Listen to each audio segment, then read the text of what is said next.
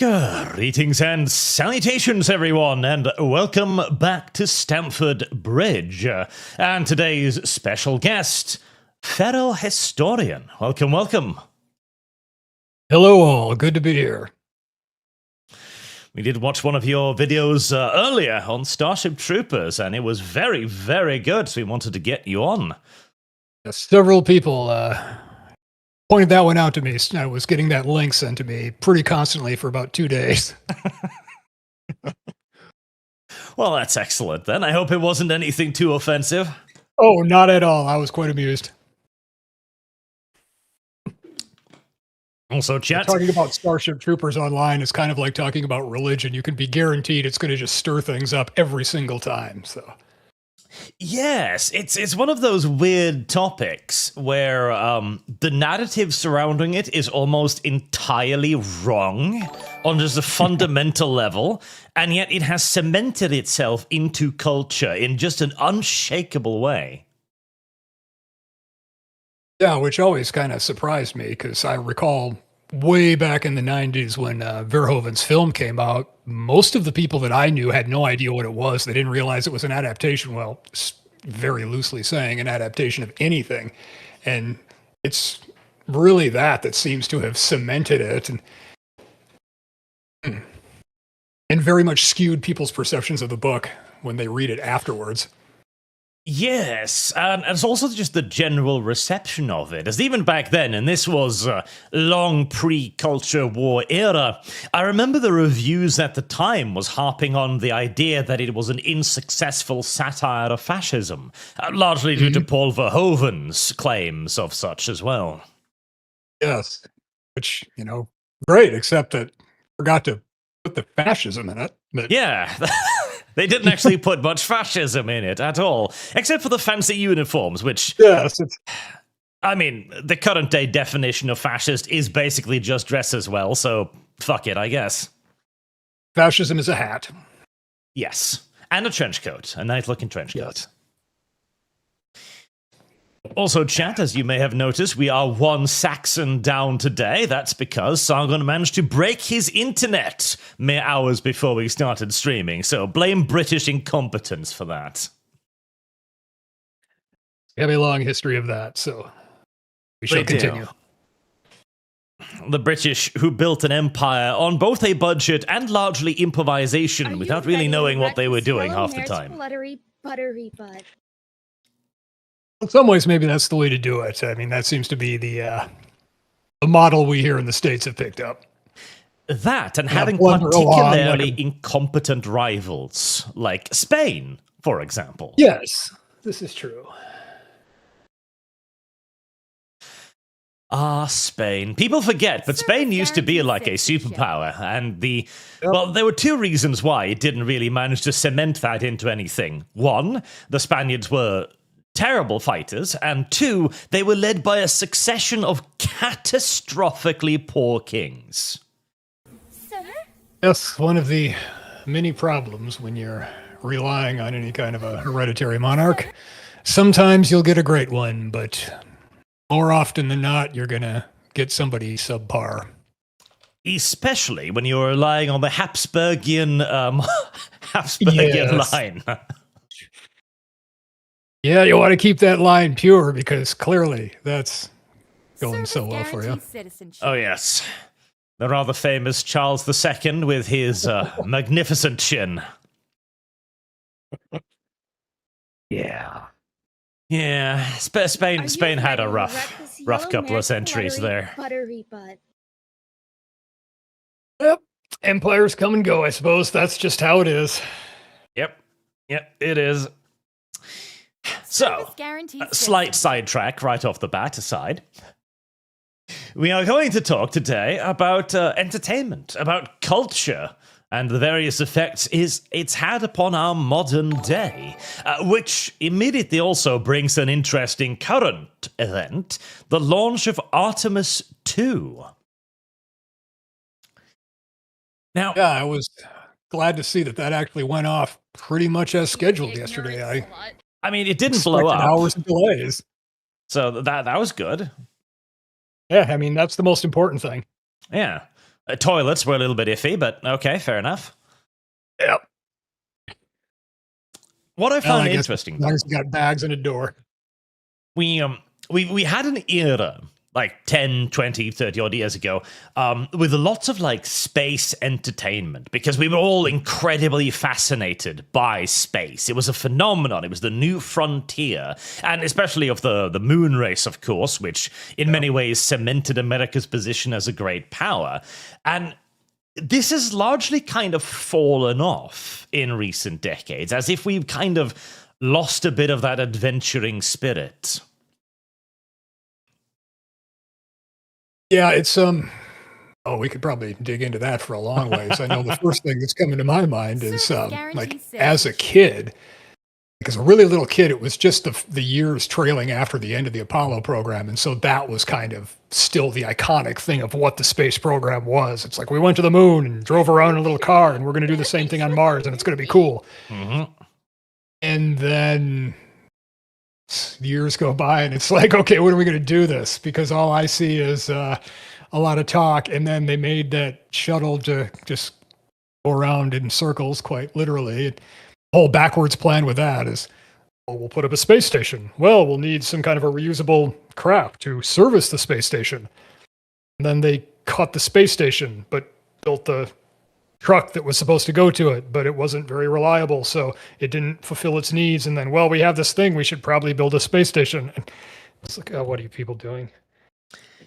Yeah, and oh my god, there are so many things we could delve into here, but one of the things I found particularly interesting was a lot of the old school space stuff often revolved around ideas of a unified humanity, that we'd finally figured out, okay, all of our silly little disagreements, we're going to move past that, we're going to venture into the stars, and we're going to do something amazing, adventures.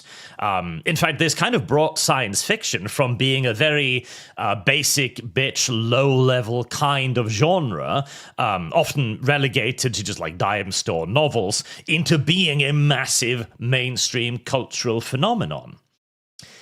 And obviously the original space mission was a hugely unifying moment for the United States and the West in general.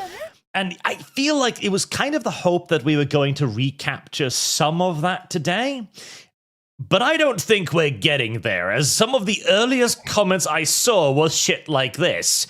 I wish Charlie Kirk was alive to see this. A black astronaut, Victor Glover, piloting Artemis 2 and doing it better than a white dude could. Well, I suppose piloting is, I mean, they were always pretty much ballistic. It wasn't like Chuck Yeager's in there trying to fly this thing. It's kind of like, you're there if something goes wrong. I mean, be under no illusion, Ed has no idea what he's actually talking about here, of course. But like, I find it fascinating that this thing that was once so unfathomably unifying, that should have been something that everybody could just gather around and go like, we're going to space, yeah! And the first thing is like, listen, the black dude does the ballistic trajectory better than the white guy does. Like, God. Well, I mean, I think it's just an indicator of how, if you look back at what the country was like during the Apollo era, and even probably well into the 90s, you still had a pretty harsh partisan divide, but it was disagreements over how to achieve basically the same things. Everybody wanted a prosperous country. They wanted safe streets. They wanted a good economy. They just didn't agree on exactly how to go about doing that. Whereas I don't think that's the case anymore. It's a good chunk of the population now that seems like they don't want the country to do anything good. And if it does, then it has to be brought down in some way as being, well, it's incidental to it because of its various original sins or whatnot, rather than something to rally around, which I don't really know what to do about that. It's rather disturbing, does not bode well for the near-term future. Yeah, so this of course has been a huge topic for the last 10 years. The idea of the loyal opposition, the idea that, okay, I don't agree with your means here, but we have the same goal. We want the best for our country, and we are simply arguing over how to achieve it, and then the voters will decide. Meanwhile, now, our views of what is right for the country has divided so much that we are incapable of recognizing the other's position anymore, and thus, obviously, we view the measures that they will take to achieve it as just frankly alien to us. Which is why we arrive at this moment where, like, this unifying achievement of going to space, going to the moon is met with, actually, that's racist. It's like I could at least see some of the criticisms on it from a technical standpoint, because, I mean, if we really look at what the mission profile of this whole thing is, it's kind of pointless from a scientific standpoint. They're not doing anything new. They're not even orbiting the moon. They're just doing a little flyby slingshot around it. And a lot of people have argued about that and like what a waste of money this thing is, because it's not really accomplishing anything. It's not testing out new hardware beyond the Orion craft itself. Even the rocket is a cobbled together design that's going to be phased out, all of which are valid criticisms. But when it starts, I mean, I see some of the crazy stuff online, like, of course, you know, Krasenstein's nonsense here, but all of it's like people are trying to resurrect some of the old Apollo conspiracy theories. I've seen people posting about how the whole thing was an inflatable mock-up and then they cut to CGI, and it was just all kinds of crazy stuff. Which is particularly hilarious, as we've got footage from planes passing by actually seeing the fucking launch. Yeah, like a bunch of people standing there watching it. That's one hell of a cutoff. And okay, in defense of the mission as well, too, yeah, it feels like a goddamn waste going up there, spending billions just to fly around the fucking moon. Like, we've done this. We know where the moon is. But the problem is, like, this is all very cobbled together. Like, everyone isn't entirely sure how any of this shit is going to work. So a bit of a dry run is probably a good idea, because you really don't want to crater this thing on the moon surface. Yeah, that's really the objection that I've heard from people in various engineering fields over the last couple of years talking about it, is that it would make sense to do a test run like this if it was going to be identical hardware, but because this current thing is so cobbled together and they're going to be switching out so much of it over the next 2 planned missions, you're not testing the equipment that you're going to be using later on. So it doesn't really translate, at least not fully, for that. The last I heard, even the Orion itself was going to get swapped out. Oh, really? The whole thing? I don't remember the details of it, but I'd have to look that up again. It's been a little while since I was reading the specs on what they had planned for the next 2 missions. Yeah, so we'll see if those materialize.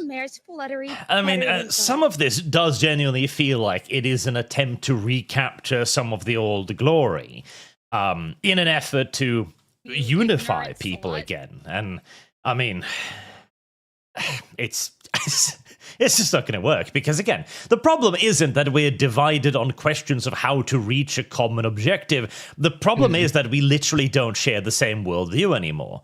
And so if we even try to unify around something like this, we're not going to unify around what it means to us as a nation, as a people, as a civilization, as a species. It's going to be, oh, hey, it's the first black guy in space. Oh, hey, it's the first woman in space.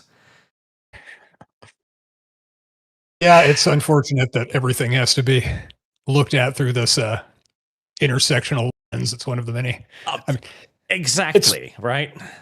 It's part of why I got out of academia before finishing that whole doctoral path. It's just couldn't take it anymore. It was getting insane. And I wasn't even at one of the crazy universities for it. It was comparatively mild where I was, but still the things that would come up and the conversations I would have to have with people, it's like, oh, I'm not I'm not even that extreme, I don't think. I mean, I generally code right, but it's more of a give me a good reason to enact this new thing, otherwise my answer is no kind of a thing, rather than a rigid ideological framework. But some of the stuff that people were throwing out there, explanations for like some of the bizarre historical models, I just couldn't deal with it. Exactly. And you mentioned the intersectional lens, which is very important here, because this is one of our key divides. The right might look at a mission to the moon and view this as a national endeavor, as something unifying for the nation. But then the left, of course, views that as silly. Like, we're not going to view anything on grand levels like that. We are going to pare it down to the intersectional lens, to the individual identities of the person in question, and then we're going to rank them in the progressive pyramid as per usual. A worldview that is inevitably reductivist, because we keep reducing people to what they are rather than who they are.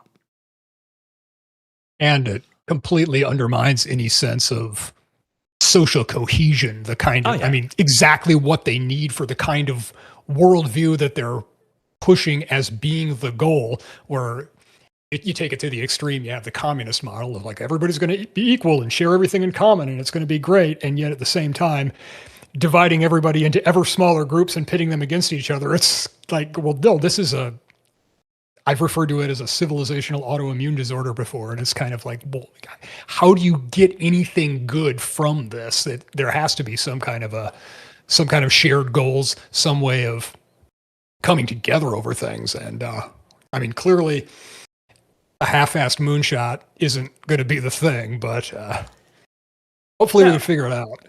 And again, because the entire objective of this is, of course, not to create anything better. This is a disease. It is intended to destroy civilization as we know it, as this is literally stemming directly from the Antonio Gramscian doctrine of, listen, I want to undermine Western society. He literally states as much. I want to destroy everything. And then, magically, socialism will rise from the ashes. It'll work. Justice. Yeah, don't worry. Humans are naturally socialist. I mean, granted, we have never actually displayed any of that throughout our entire history, but don't worry. It's going to happen this time. It's fine. Once you break free of that conditioning. Yeah, we just need to completely destroy the Western world, responsible for our golden age of science, medicine, living standards, peace. Once we've destroyed that, everything will be better. Don't worry. Yeah, the whole socio-cultural framework that gave us the scientific method and the concept of individual rights. Let's get rid of that. Yeah, because it isn't perfect. Literally, that is the reasoning. It's like, listen, it isn't perfect, so we've got to destroy it. Like, it's a lot better than anything else we've done, though. That's exactly it. It's like, you make the comparisons, and it's like, I don't know, that was a pretty good run there. Like, show me something better, and people have tried, and I'm like, nope, that ain't it. Yeah, unironically, like, we're sitting here, and for 100 years, we've had a living standard superior to that of the Roman emperors, and we're still bitching. Like, God damn it. It's like, okay, granted, some people still have more, but let's put this in perspective. And of course, you know, the ways to fix those disparities, there are a lot of ways to do it. I mean, I would argue that you would have a much smaller gap if you had any like currency that was based on something real, not necessarily a gold standard, because that's got all kinds of problems. But I've long been an advocate of some kind of a currency backed by an index of commodities, so that it can still be fudged a little bit to deal with shocks and various things, but it would still have to be based on some real tradable, tangible things that people actually have a use for. You wouldn't be able to just conjure it. And, you know, that would go a long way, I think, towards reducing the immense wealth gap that is always being, I think rightly so, jumped on as a serious social problem, which it is. It's just misdiagnosed when it's like the answer is always, oh, we need to tax the rich more. Well, then you're just going to take more of this artificially created money, and then more of it will be created and funnel up. You'll still have a bigger gap. It'll just have more zeros on it. It's like, it's not really going to solve the problem. Yeah, and the thing also is this. The entire idea of socialism basically arose after the failures of syndicalism, where people were like, okay, we have a massive wealth gap, the nobles, the rich, the factory owners, we have to deal with this because otherwise we'll never be equal. But the thing is, the gentle beginnings of capitalism actually did fulfill its promises. Listen, there's going to be more for everybody. And there was more for everybody, and that was why the socialist revolution never occurred, because people were looking around and going, wow, things are actually getting better. And in that framework, I'm kind of sitting here today and going, I don't really care that Elon Musk owns more money than the entire world combined, because my life is pretty fucking great. So, shrug, I guess. Yeah, I mean, that's an important point to kind of bear in mind that I think a lot of people miss is that, I mean, sure, there's a ridiculous amount of wealth that's been collected by a very small number of people, and it's pretty screwy, but you have to put that in perspective of, like, if we compare all of these socialist countries, you know, communist, socialist, whatever you want to call them, I know there's a lot of contention over the labels, to all of the contemporary so-called capitalist countries with them, it's like there is no question where the higher living standard was. And of course, you can always say, well, no, you had poor people in the United States, you had poor people here, people dying in the streets. You didn't have that in the Soviet Union. Well, actually, you did. It was just...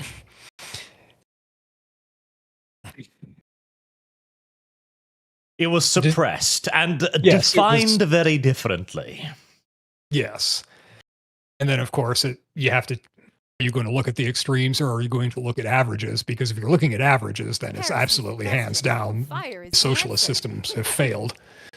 Like, there's nothing in a comparison like that where they stand above. If you want to look at the extreme cases, then you might be able to, if you're comparing certain countries, say that, well, people were better off because you had this floor on how far your standard of living could collapse, but it was a pretty low floor. It reminds me of a couple years ago, I was watching, are you familiar with the miniseries America? It ran in the early 80s. It was about, I think it was the early 80s, about the United States was occupied by the Soviet Union because of some deal that was made with the UN to avoid nuclear war. And so it takes place, it's set in the 90s during this occupation period when everything is, you know, a decade into just eroding away into garbage. I don't think so. No, I haven't seen it. Oh, kind of disappeared. It's a ridiculously long thing. It's like 12 hours long to watch the whole series. It's and some of it is kind of boring. It could have been cut down to about half its length and still worked, but it had some really interesting ideas on it. And the version of it I was watching, which was a VHS rip because it's very hard to find it anymore, with some of the interviews with the cast tacked onto the end of it. And there was an actor, I can't remember his name offhand. He was an East German actor. And he was talking about how good it was being a young child in East Germany in a communist system, because everybody's dad had a job, everybody had a place to live, everybody got fed at the schools, and like everything was taken care of and it runs smooth and it seemed wonderful. But then as he gets older, you start running into all the blocks that come in the way and the things you're not allowed to do and the things you can't really aspire to. And I thought it was really telling that the way he phrased it at the end of all this was that socialism is great for a child, but then when you grow up, you need to get out of it, or words to that effect, which I think really kind of encapsulates the whole thing, where it's, if you're looking at it purely in terms of having the minimal material needs supplied, then yes, it does that very well. If you're looking for anything that has aspirational qualities that lets people reach their potential to aspire to better things, it really gets in the way of that. Are you ready to wreck this yellow mare's fluttery buttery bud? Well, it's not even like we have that big of a problem with child poverty in the West either. In fact, the Norwegian standard of child poverty is that the family is not able to go on a vacation once a year. That is the definition of poverty now. Yep, seems manageable. We could. It's not like, bro, he's starving. No, they can't go to they can't go to a Southern Ireland a week a year. Like, it's like that. Yeah, that abject misery has been taken care of, and now it's just working on kind of getting the comfort level up. I think we can deal with that. But yeah, now we're just worried about luxuries in life. Yep, which seems like a pretty good place to be. It's like that's a good mark of not perfection, but success that can be built on. Yeah, close enough. Yep. Also, like sorry, chat. I've been ignoring you, but we've had a great conversation, so we've gotten caught up in it. Let me see, just chop on the couple of big ones. Artemis for $100. Thank you very much. Although you did just waste your money, because I see that's a question to Sargon. And guess what? That'll teach you for being too quick off the draw, Artemis, you silly boy. Can Sargon explain to me why Europe destroys its nuclear, coal, and oil resources and electric production, and its leaders shackle its countries to terror states? That's nothing. But when the US warned for years about it, interrupts 4% of it, now it's an attack on Europe. Because Europe is currently in the midst of a collective suicide. That's why. There was a, let me see. Oh, here we go. Right. So, I don't know if you're aware of the energy situation in Germany, where they closed down virtually all of their nuclear power plants, which, surprise, surprise, led to a serious lack of energy. I know, difficult to understand, but, sometimes just wild shit like that happens. So, Germany had to start digging coal. Loads of coal. Crazy amounts of coal. And it's the only way they've been surviving right now. Well, Germany has come up with a fantastic idea. How about all of this coal that we dig up, which creates these huge, massive pits in the landscape, right? Because you're digging out millions of tons of earth to get at this coal, right? This isn't very pretty.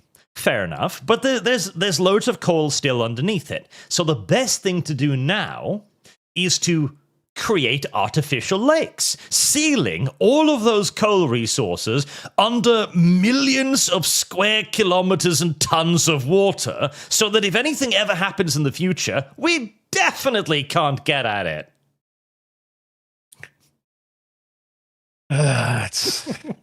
There is an insanity in the West. At this point, I don't even know how to describe it. It's like, do we need... You can't make this shit up. I mean, what the heck? You can't. You really can't. I'm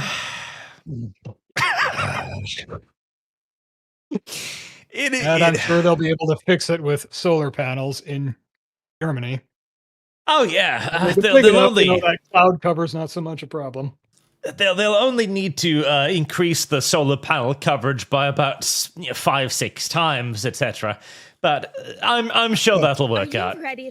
Maybe they'll have to annex France and Poland to put solar panels across there to get the square footage to meet their energy needs. Unfucking ironically, I swear to God, in the next 30, 40 years, there's going to be a government, a party for government in Germany, running on the platform of invading France to seize their nuclear power.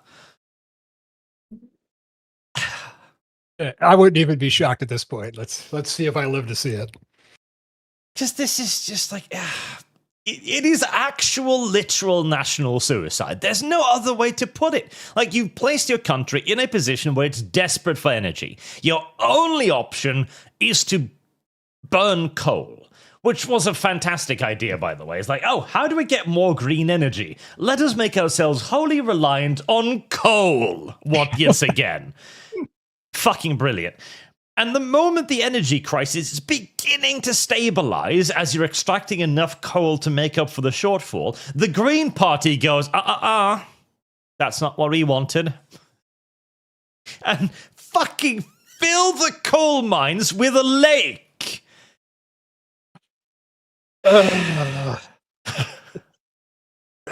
Like, yeah. It's one of those things where it's like, I don't even know how to begin addressing it because it's so insane that, like, where do you begin the argument? Yes, it's again, like, this is the problem. Our opposition's worldview is now so thoroughly alien that there isn't even a starting point. You can't grapple with this from any angle. You can't approach this with any sense of charitability or optimism or openness. Like, oh, so you want to lock the nation's remaining energy reserves under 300 square cubic meters of water? Yeah. Okay. Well, I can recall 30 years ago, like, people would periodically say things like, oh, these environmentalists, they just hate humanity and want us all to die. And I would kind of be like, oh, like, that's You're exaggerating. exaggerating. Don't be silly. But now it's, I mean, what else do you say? It's like, no, you sit there and endure that German winter with no heat. Yeah, God. So, the only way I could really explain is literally national suicide. There exists people within the country who actually just want to destroy the country. Like, legitimately. Like a slow motion Morgenthau plan. Yes. They just want death, destruction, and suffering, and that appears to be it. Can I smell your feet? Well, at least they'll feel good about themselves for those carbon emissions. It'll feel great, you know. It'll be they'll fucking be freezing cold and starving, but, you know, it'll, like, on a philosophical level, it'll probably feel good. Yeah, I'm sure people are freezing to death in their homes, but at least we're not polluting. Yes, it's... Future generations will thank us as they huddle in caves around bonfires. Future generations of wolves that come back. Well, sure, like, we're starving and living in the ruins of a far greater civilization, but at least we didn't pollute the planet anymore. Yep. I mean, it would be great if we had this magic green rock that boiled water to produce electricity, but, you know, shit. I guess we don't, so fuck it. You ignorant slut. Yep. Take out the last of those plants. That's like, I don't know, madness. It's like, what? Just thinking about it, I'm going to have to refill my little glass of scotch here.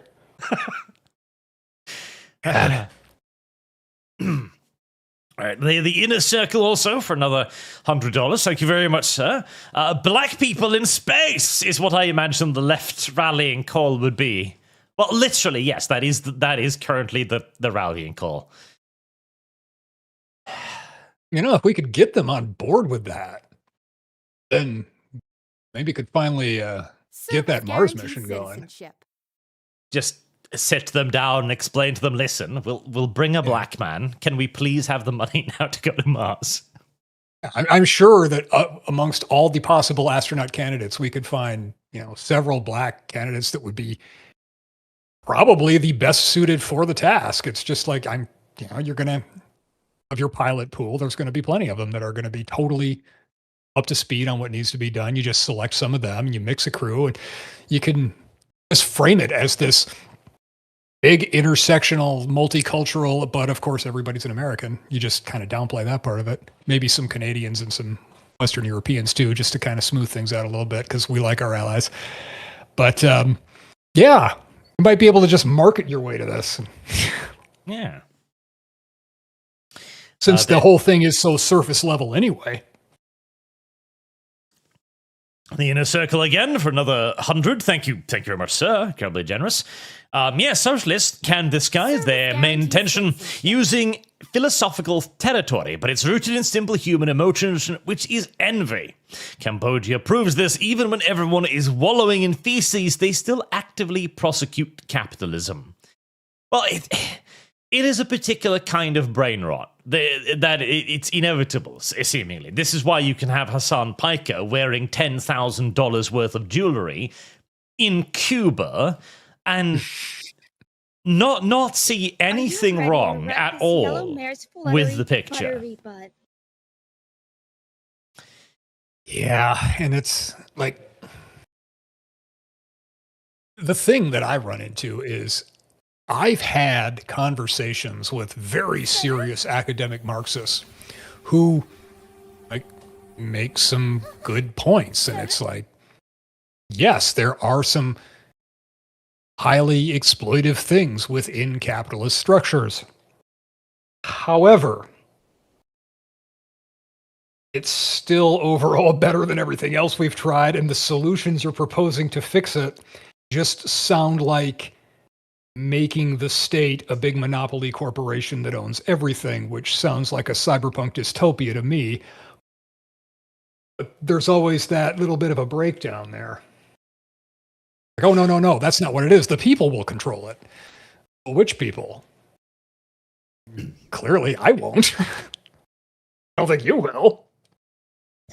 Yeah, because the problem is that this is inherently utopian. It wishes to revolutionize the system to make it better, where again, it's a really good goddamn system that has done pretty much everything it has promised. Can we do reform? Sure, so long as it is sustainable and effective. But throwing the baby out with the bathwater here is the peak of idiocy. Yeah, it's I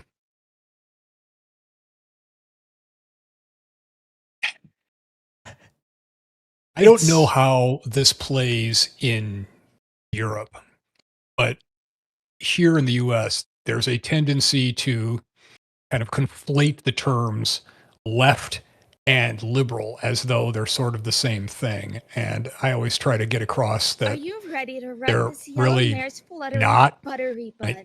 In the Western tradition, liberalism has overall been a good thing. You know, speaking of this classical liberal kind of framework.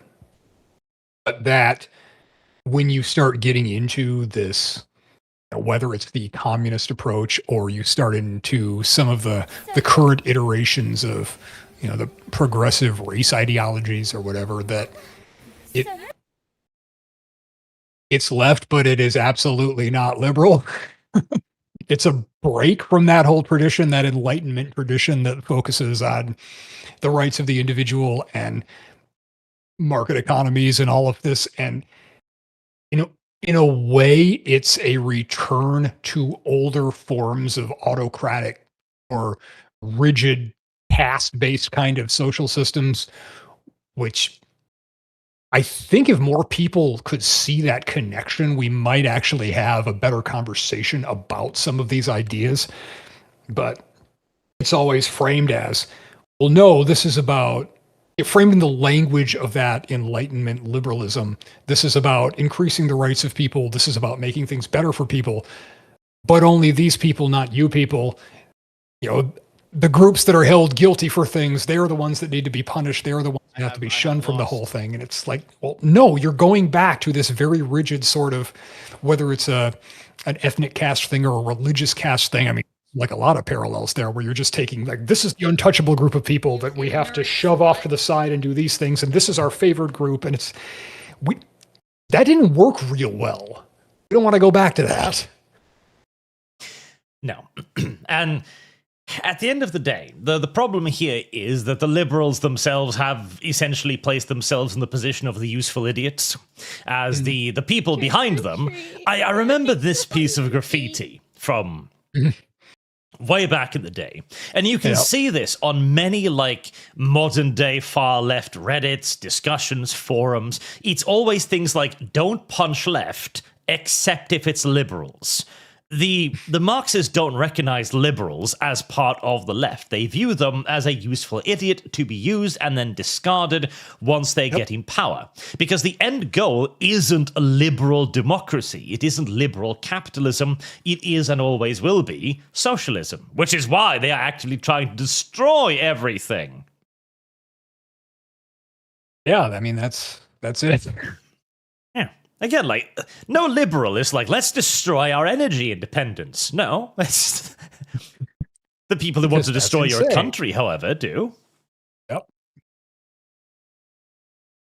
And it is fascinating as well to kind of hold this back in the direction of science fiction and entertainment. We had so many views of the future back then. We had so many ideas of how the future was going to work out, either through Starship Troopers' idea of service guarantees citizenship, of responsible democracy, all the way up to like the Star Trek future of a post-scarcity society, all the way up to a kind of a World War II mythology struggle against tyranny and eventual triumph of Star Wars. Not to mention the countless other science fiction work made by the likes of Isaac Asimov or Heinlein, imagining dozens of different societies and structures.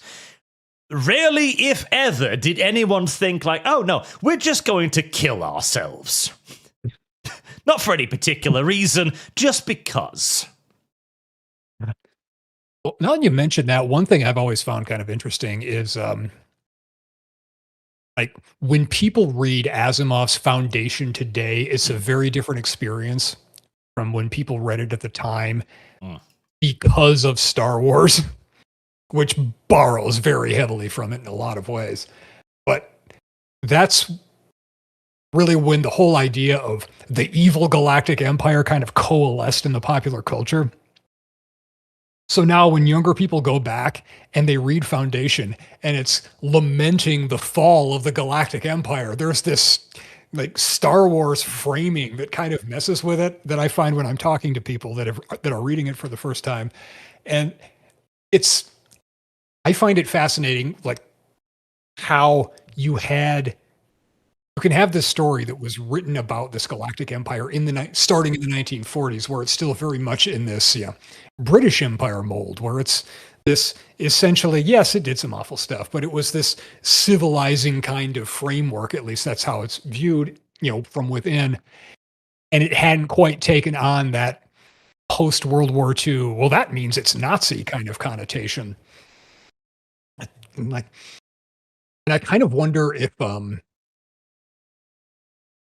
least on some subconscious level, if that was a factor playing into Apple's abysmal attempt to adapt Foundation into a TV series, that kind of want to shy away from that aspect of the galactic empire being something that is a net good and worth preserving, something that people are lamenting the fall of, rather than this bloated, corrupt thing that everybody is better off without. Probably. So the Apple series was terrible. It was better than the Wheel of Time adaptation, which is something. Yeah, that's saying something, I suppose. Yeah, that's something. But we have very much so come to define power structures themselves as necessarily evil.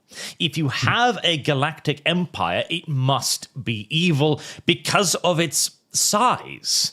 And it's the fact that it will necessarily be oppressing someone somewhere just because of its sheer size.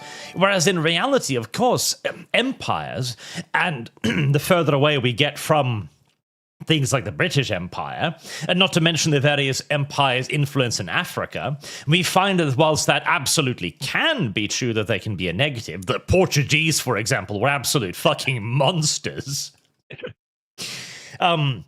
But other empires, like to an extent the Germans and the British, genuinely did do a tremendous deal in order to civilize and build up those nations. In fact, there are many modern-day nations today that owe the primacy of their infrastructure to colonial powers. Yep. Yeah, a lot of that stuff still creaking along. Yes. And it used to be more accepted.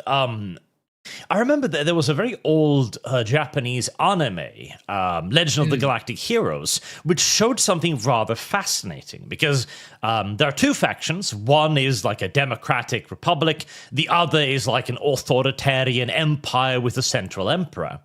And it begins with the empire being the bad guys, trying to conquer the galaxy, invading the republic, etc.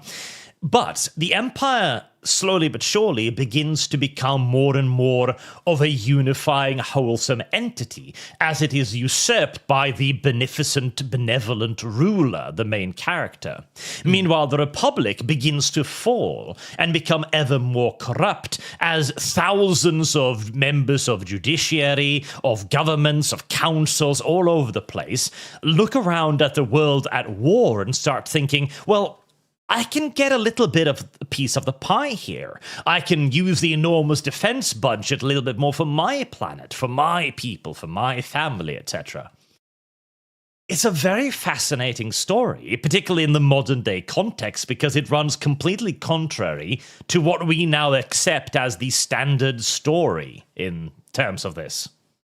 Okay, interesting. Yeah, thank you for framing it that way. I've only seen the first, I don't know, 10 or 12 episodes of it so far. People are constantly asking when I'm going to cover Legend of the Galactic Heroes. And I will watch a couple episodes and then something else will come up and I won't come back to it until, I don't know, a month or two later. And then I'm watching the next batch of them and thinking, okay, wait a minute, who the hell is this guy again? Yeah, what happened And I have now? to keep going back. So it's been a very slow process, but now that I know that that's kind of where it's going, I might have to redouble my efforts to just kind of take it in big chunks. If anything, you might just want to put it off until they're done remastering it, which is going to take like 30 years at the speed at which Japan does anything. Yeah. Because they started remastering it like... 10 years ago, and they're barely halfway through, if that. Yeah. So yeah, it's gonna take a while. Yeah, I'll just watch the old bootleg that I grabbed that of the old one that it's not the best quality, but it's good enough. It definitely is a fascinating thing, especially as our entertainment. Oh boy, there's a 6-hour topic. It has gone through many changes and largely regressions over the last 10 odd years. And one of the things is that we've kind of gotten really stuck in what stories we can tell. Largely because the attempts to innovate these days haven't really been attempts to innovate in terms of story. They've almost always been attempts to innovate in terms of politics instead. Yeah. Which, I don't know, I'm kind of taking a step back and give it the historian's view. I think it's going to be really interesting in, 100 years or so when somebody is looking back on the last few decades, what they're going to be able to glean about the culture of our time from the kind of entertainment that was being put out, and how most of the stuff being done in the last 15 or 20 years really strikes me as being the obvious things, of course, being remakes and sequels and whatnot, but just this very highly derivative mash of stuff. Like there are no original ideas being worked out. It's just all, let's rehash the old stuff. And it kind of gives this sense, even now sitting in the midst of it, is of this time that's kind of, lost a sense of who we are and like what it is that we're actually aspiring to. You can't really find that central thread of like, this is what people want. This is what people are expecting to be the better future. It's all this sort of various politically aligned, preachy kind of stuff that's like not so much reflecting what people think, but trying to get them to think things, and often quite ham-fisted with it, which Yes. So I think very much so. And when people look back in YouTube of 40 years in the future, as we have video essays analyzing this era, it's going to be viewed as just the fucking desert. It's the time of nothingness. Where people will sift through the sands for the occasional kernel here and there. But a lot of this has to do with the fact that we've now had a long period, 10 plus years, of people looking back at old entertainment and thinking to themselves through a very political lens, oh, that entertainment shaped culture. And they themselves, of course, the entire goal of the left is to shape culture, to create it in such a way as to be beneficial to their worldview. What they miss is that it didn't actually shape culture. The Shire didn't shape English culture. It was created from English culture. And that is why, like, when we watched it the first time back in the year 2000 on the big screen, a lot of people viewed the opening segments of The Fellowship of the Ring as somewhat slow and boring. They looked at the Shire and were like, oh, yes, it's just a sleepy English village. Who cares? Yawn. When does the fighting start? Because that was just normal to us.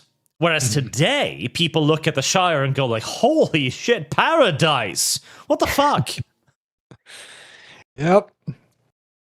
Always kind of makes me think of, the aspect of trying to shape culture through entertainment like that. And it kind of related to how you'll get polling data that is deliberately crafted by selecting certain demographics in certain areas to try and skew the poll in the direction that the people conducting it want it to go.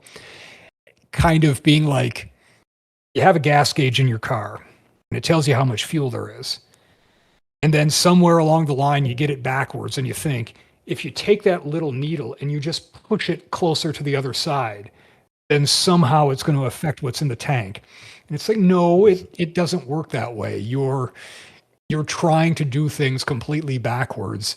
You're not going to be able to make movies preaching at people with the kinds of things that they should like, and then get mad at them when they don't want to pay for it because it's not entertaining. People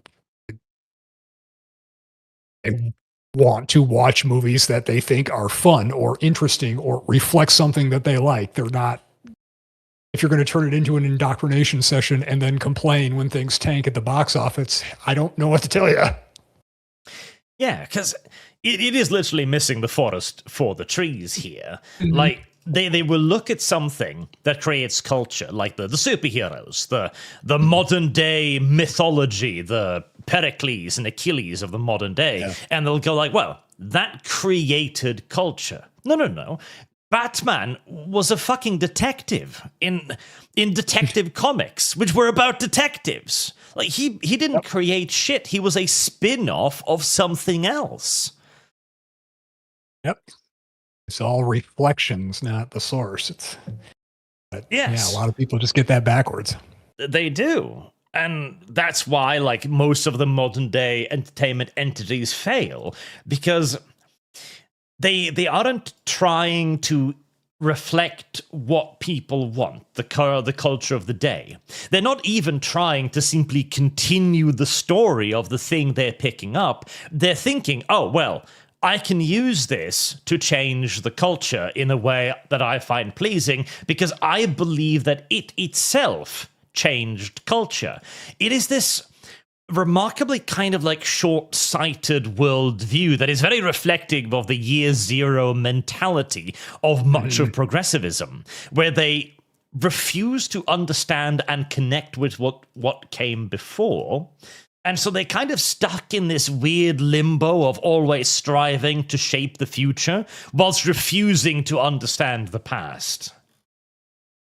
There's also a lack of understanding of second-order effects. It's like, I don't know how many times I've seen these things where you're trying to push a certain agenda, and not only does it not make people adhere to it, it actually pushes them the other way.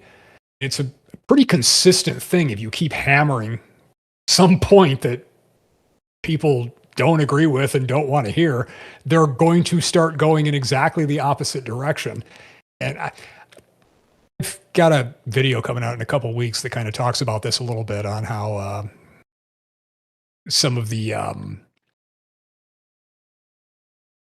rising interest and appeal of certain aspects of Nazi Germany among some Gen Z males, and how it's kind of like how much of that is a deliberate channeling to dissipate political energy and capital. And it's, well, the problem is still collecting it. Like there's a lot there as well. I feel like we've basically spent this last hour just touching upon all of the countless deep wells here, and it just seems like just skim across like a stone. Yeah, because there's so much, like Nazi Germany. The Nazis in general is a fascinating subject in the modern cultural setting, because the Nazis became our orcs, our Uruk-hai, the mythical enemy that we fought and defeated, and it is just evil. It is our origin foundational story now. Yeah. And this has good things and bad things. Like, if we built them up in such a way as to be a noble opponent, that could instead build a noble society. I'm reminded of a very old series called Enemy Ace that Marvel did back in the day, about a German pilot in World War I. And it's very, like, how do I put it? Not glorifying, but noble. Like, it paints the enemy as wrong, and as like they're not fighting for the goodness. They don't have God on their side, as we obviously had, of course. Yeah. But they're not fighting for malicious and evil reasons either. There's a nobility in what they do, and that makes them worthy foes to defeat. Whereas the Nazis, well, they're just the most evil thing ever. They're the worst things ever. They're the most terrible things ever. And so we kind of reflect ourselves, interestingly, not like, because you would think that would reflect upon us as the most noble thing ever, but that was actually a trap, as now we've defined ourselves already as the unquestionable, noble, unflinchingly good side. Which means that in the progressive lens, you can do no ill because your opponent is pure evil. When you define yourself as the hero of the story and everyone else as the villain, you can do some pretty terrible things.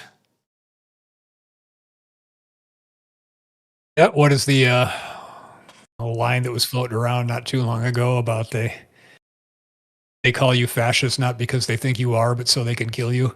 Yeah. So, yeah, there's always got to be a little bit of examination of your own motives and standing. I think to have a healthy outlook on anything. There is a lot to that. And of course, this also then has another unfortunate effect. And that is that since we are no longer willing to engage openly and honestly with what our enemy was, we just call them evil instead and make them a taboo subject. There's nothing that attracts the youth quite like a taboo subject. Yep, that is exactly it. If you want to be transgressive, there is nothing for you on the left these days, but no, Nazis. There's absolutely nothing for you on the left. Like, my entire generation was basically defined by rebellion against what we viewed as the constrictive hierarchy of conservative Christianism. Most of our entertainment was built on that. The government bad, all of that stuff. And we've now arrived in a position where we are on the opposing end because we look at the left that has become so conformative whilst also clinging to like the trappings of rebellion. Like, they define themselves ever as the rebels. Yeah. Even as they make shit like Stephen Colbert's Vax song. Yeah. Well, it's kind of like the when you have rainbow flags flying off the State Department building. Like, you are not the underdog. No. Like, when the White House drapes the pride flag over the American flag, you are not the outside power structure. You're not the rebels here. You are the establishment. You have become the man. Get used to it. Yes. And so, of course, the young people will look at that and they will rebel. And a lot of them will then, unfortunately, quite possibly head in a more extreme direction. Also, in part, encouraged by the fact that the left refuses to explain or engage with what fascism was. Yeah. And so we end up in a perfect storm situation where nobody knows what fascism is. We only know that it's forbidden and taboo and interesting. And of course, they have to avoid that, because if you start getting into the historical origins, then you find all the cross-pollination with other forms of socialism, and that gets very awkward very quickly. Yeah, there's the problem too, if people actually start reading into it and going like, what do you mean Mussolini wrote for a communist newspaper? Yeah. Oh yeah, you just want to keep that at the nice, simple little, like, this is evil, don't think too much about it box, and then you can bring it out whenever you need a boogeyman. Yeah, we've reduced it to a pejorative, and that's not working out very well. Heresy's the question. Nope. Fire is the answer. Those unintended consequences, and here they come. And they're the other consequence, too, is of the democratic side of things, as right now we are in a position where, especially in countries like Germany and many of European countries, England, Sweden, the establishment is fighting tooth and nail to prevent solutions to societal problems. Things like mass immigration, for example, because it's obviously racist to look at that and go, this isn't working out very well, is it? And so we are delaying the solution. One more election cycle, one more election cycle, one more election cycle, as the problem grows larger and larger, and thus, of course, the solutions on the radical side gets more and more extreme. We've trapped ourselves into an idiot circle right now, where seemingly we've got no way out but to go full ham. That does seem to be it. Like, I don't know how many times I've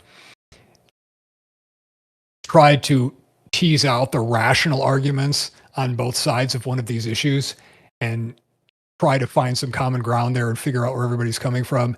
And I'll get immediately labeled as a libtard by half the people that are taking part in it and some kind of a fascist by the other half. And it's like, okay, I give up on you people. I don't even know. Yep, entirely normal. Anymore. I'll be out in the woods.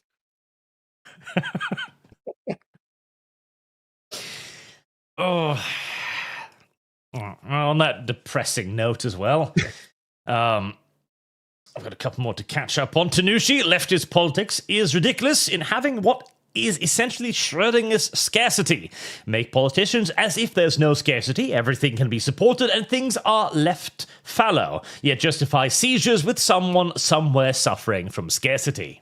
Well, yeah, like, the rate at which we are burning through our society's resources is also one of those crazy things where, as you mentioned earlier, right, now that we have fiat currency, there is, in essence, nothing stopping us from just going, oh, we can afford that. Money printer go burr.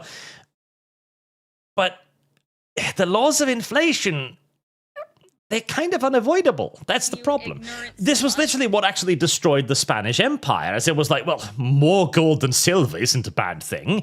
And then they flooded their markets with gold and silver until it's like, oh shit, we need more gold and silver. And they flooded their markets harder. And eventually they were stuck there as both the richest and poorest country of Europe at the exact same time. Yep, it's people forget that money is a placeholder for other things. It's like, well, yeah, placeholder. That is an excellent way of putting it, because initially the point of fiat currency was like, okay, listen, we need some money to wage this thing called the American Civil War. Okay, it's very expensive, so we're gonna make some fiat currency. We promise it's good. We'll make it up to you later. And the government went, hold on, this does mean we have infinite money. Why the fuck would we stop? And every other government on Earth went, that's a good idea. Yep. And here we are. Here we are. Yes. I hope everybody has a little bag of gold stashed away. The inner circle for another 100. Thank you, Jesus. Thank you very much. Every Western culture failure brings me closer to the horrifying reality of having to learn Mandarin. Well, yeah, that's another point of our problematic culture, isn't it? For eons, for years now, for decades, China's thought that its way to become a cultural hegemon was through Western culture, which is why it was trying to buy things. It was trying to buy up things like Tom and Jerry, the kind of like discarded runoff of Western civilization. But recently, with the success of Chinese animations and games, and the ever-declining quality of the Western equivalent, the Chinese have finally realized that, oh, can we just compete? Can we just make better stuff? Yes, unfortunately. Yeah, and that's of course they've got their own set of problems, so it'll be interesting to see how all of that plays out. Yeah, because China is basically the paper dragon living on X amounts of borrowed time, and it's going to need to clench whatever cultural or military victory it's dreaming of in a fairly short period of time, which is not a good thing for everyone involved. Now, that seems to be a thing that's going around quite a bit here. It's China has a limited window to secure and consolidate their gains, and it seems like that's what's going on. Like Israel has a limited window to get its territorial gains locked in, which is a factor in the whole Iran situation. And I hear a lot of interesting theories about what the United States is trying to do with Venezuela and this Greenland thing, and none of them seem quite to capture all of it, but I don't have a completely coherent one myself, so. Yes, because, of course, America now is, in many ways, kind of the scrabbling empire, trying to avert its own fall, primarily due to internal forces. And the Iran-Venezuela campaign, etc., is clearly an attempt to strategically weaken China overall. And it is one that will be successful, potentially. The question is just the cost to the US, especially as the problem also is that the Iran campaign has been poorly planned. Yes, it seemed very half-assed. And of course, the other thing that concerns me about trying to cut off China's fuel supply through this is that we're doing this at the same time that we have heavy sanctions against Russia, our other big geopolitical rival, and this kind of forces them closer together because they each have what the other needs, when it would really be in our interest to be putting wedges between them. So it ends up being this, okay, does this one set of things cause more damage to them than this other thing causes damage to us? And like, how is the timing going to work out? A lot of pieces are up in the air now, and I don't know. Very tense times once you look at the map. Yes, we live in interesting times as a lot of factors are coming to a head. Yep. Harry the human substitute Renka for another 100. Jesus, you people are being generous today. It's very much Nazi, don't have wives and children, you fool. They aren't humans with dreams and forced to be conscripts. They are Terminators, printed out of the conservative belt assembly line, just to be evil. Like, look, they were wrong, but come on, they were still human. Well, yeah, no, there's the problem, right? Okay. It is, we can absolutely look at the history of Nazi Germany and condemn the wrongs. But the problem is this is one of the things that has always baffled me the most about progressivism. It's the need to demonize to a ludicrous extent. Like, Germany was pretty bad. We can just point at what they did and go like, yeah, that's pretty bad. Instead, we have to somehow make it worse. And by doing so, we kind of reduce them to a caricature, which which really undermines the shock of the things they did do. So by hyping up the crimes, we kind of undermine the effect of them simultaneously. Yeah, you make it this qualitatively different kind of evil that is separate from everything that's happened before or since. And that makes it strangely easier to just kind of set it aside as its own little thing that we don't really have to engage with. It's just like, oh, well, these demons just popped up out of the ground and did this stuff, and then we beat them. So, okay. Yes, that's a good way of putting it. We make it absurd. We make it cartoony. Yeah. So it would have been far better to just simply engage with what happened honestly. And the thing is, too, listen, socialism of the national variety wasn't much more successful than the international version. That alone should be an argument good enough. Yeah, it's I'll still talk to people periodically who will start pointing out like all the economic gains that they had in their first few years. I'm like, well, yeah, but you know what a MIFO bill is. And then you start getting into all the economic shenanigans that they were playing and how half of the, German economic miracle was, a shell game of just shuffling things around. And by about 1940 or 41, they were at a point where they had to have some kind of a crisis in order to take control of huge chunks of the economy and not have to deal with the consequences of all that phantom debt coming due. Mm-hmm. And it's like, that's a similar problem to what China is facing now. And really the United States and probably a good chunk of Europe at this point too, though I pay less attention to what's going on in the financial side over there. Trick or treat. Oh, yeah. China is essentially going through the exact same kind of vampire economy that Nazi Germany launched into.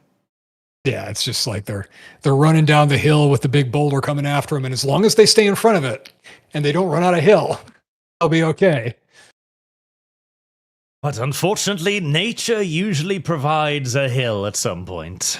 Yep, it's like probably going to get to that ground before that boulder erodes itself away. To turn this in a slightly more optimistic direction, at long last. Do that. Did you perchance watch the new movie project Hail Mary? I have not yet seen that, no. I would highly recommend it because it is one of very few modern day movies that has an actually positive message to it, in which the hero isn't morally grey, he isn't undermined, he is human, and that causes him to do what is required. It is a very feel-good kind of movie, in the likes of which we haven't seen a lot of recently.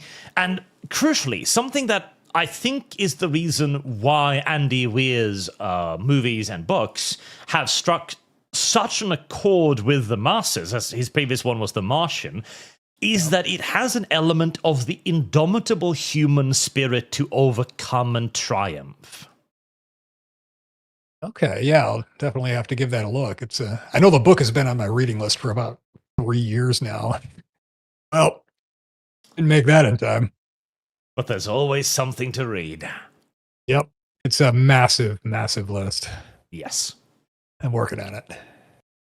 As I think and hope we are now beginning to turn a little bit of a corner. I have a video coming out of this next week about the end of demoralization, which we are beginning to approach very carefully and very slowly. As, of course, the point of demoralization was to just remove all escapes. Everything is shit, everything is grey, everything is awful, you're stuck here, and it's time for you to start doing stupid shit that'll lead to the end of civilization.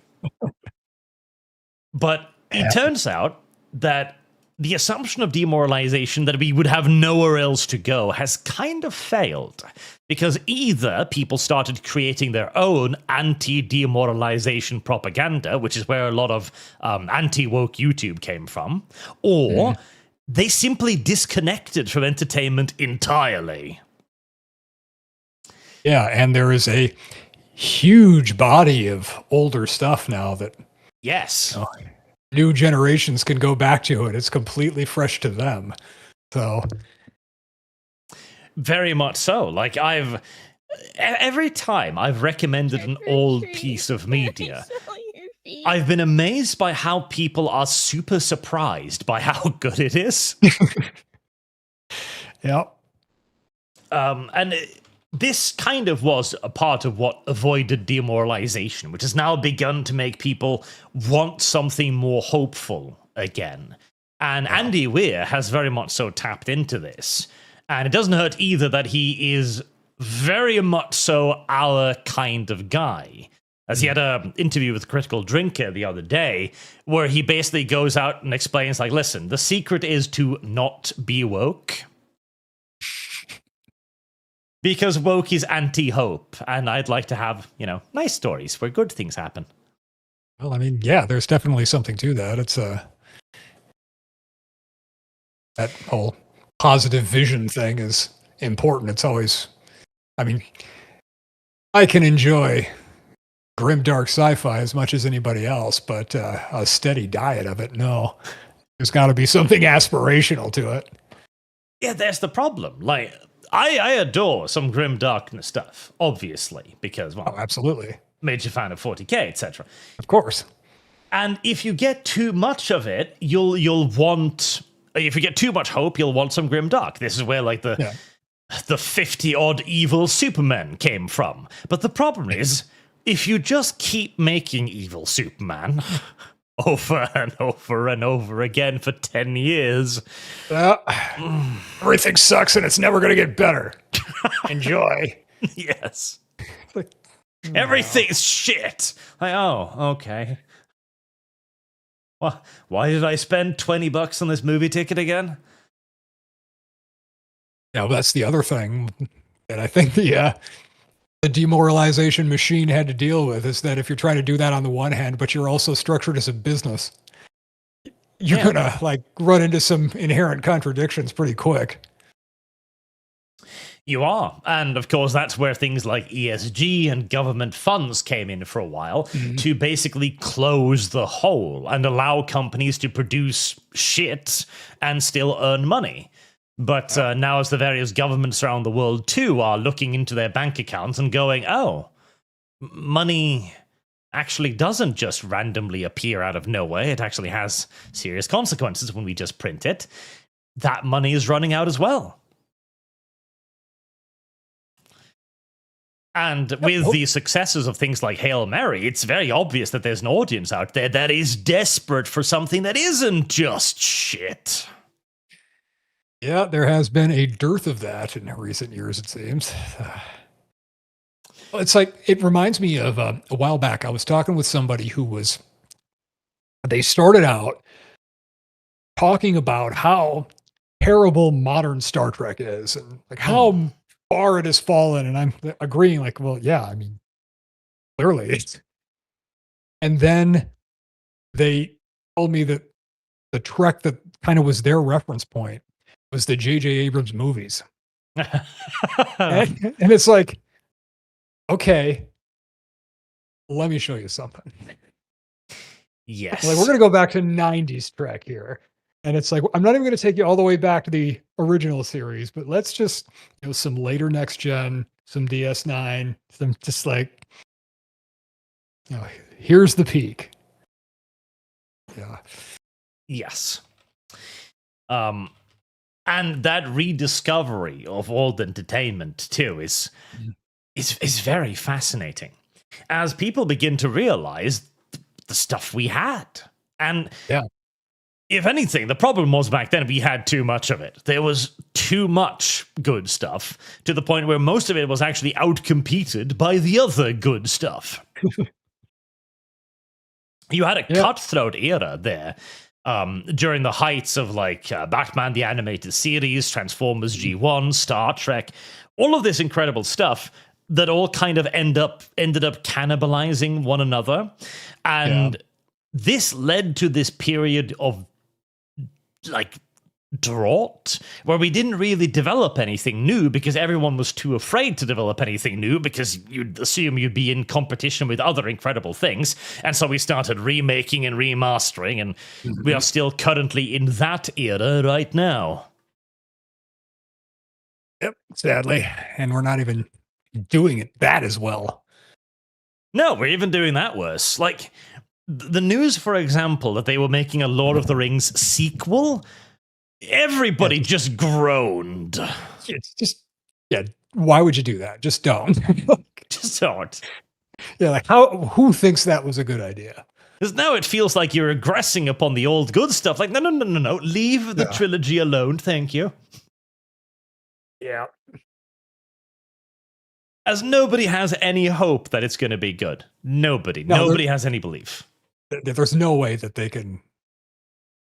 I would be questionable if the ghost of Tolkien himself came back and was trying to write it. I'd still be like really hedging it. But yeah, with this lot, no, there is no hope.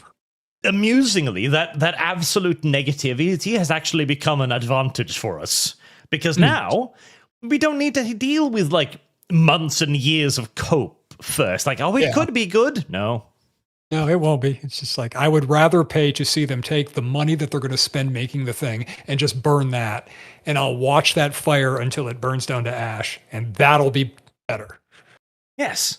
That would be more entertaining. Just live stream that. We were going to make another $100 billion TV show, but instead we just set fire to it. Oh, here's a burning pile of money. Enjoy. Oh, that's kind of cool. Yeah, I've never seen that much money burn up before. Cool. Yeah. Or just buy cars and smash them together or something. Anything, basically. Yeah.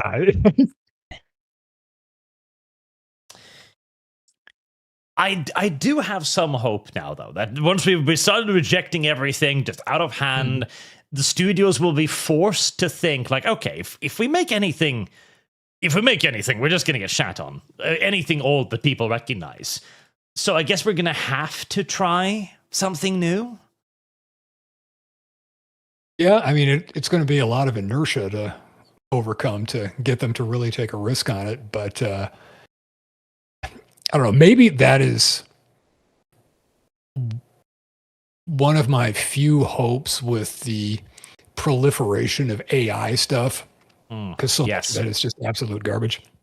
But it does lower the bar on production capabilities so much that you can have much smaller groups with much smaller budgets making new things. And so not only will you have the studios more likely to invest smaller budgets in making things because they'll be able to use all these new tools, but you'll have a lot of independent stuff that'll be able to hold its own. In theory, the only problem there is going to be sifting through all the garbage to find those gems. But I suspect that in the next few years, there's going to be some really phenomenal stuff produced, both on the indie side and hopefully some of the studio stuff, kind of taking advantage of the ability to do things for smaller budgets and still kind of maintain that quality level. Yes. I mean, I really do think that the next big thing is going to come from the indie sphere and then essentially be snapped up by the Netflix, the Paramounts, etc. of the world, and then turned into a new thing. Mm-hmm. Even like most of the fandom stuff that we have today from Netflix is created either from smaller local studios and local stories or things that they've just adopted from the internet because they're kind of running out of other stories to tell. Yeah. And part of it, I've long suspected, is that like if you look back at stuff that was being written in the 60s, 70s, and 80s, and you look at the background of the people that were writing these things, they had some real world experience. And if you're looking at things now, you'll have people that are part of these Hollywood dynasties. And you're going to write this movie, you're going to write this story about somebody somebody fighting a war or, a grizzled detective or whatever it is. But you have no idea what any of that stuff was. Like you have no frame of reference. It's like a completely different life experience, which I think really can't help but have an impact on, to a negative effect on what the final product is. You need to have some kind of grounding to approach these things. Well, absolutely, because at that point, you're not really writing a story of your own. You are writing a story based upon what you know of the story. Yeah, it's doing the same thing that like an LLM is doing, where you're taking all the pieces and shuffling them around and then spewing something back out according to the pattern recognition algorithm. And it's flop. Yeah. Fortunately, original thought is at a premium in Hollywood and probably will remain so for quite some time. Yep, for a bit anyway. Still, I actually do have some hope, as I do think we are beginning to exit the worst of this. So now we just need to wait 5 years for the industry to hire new people, write new stuff, and then produce it. Yay. Yep.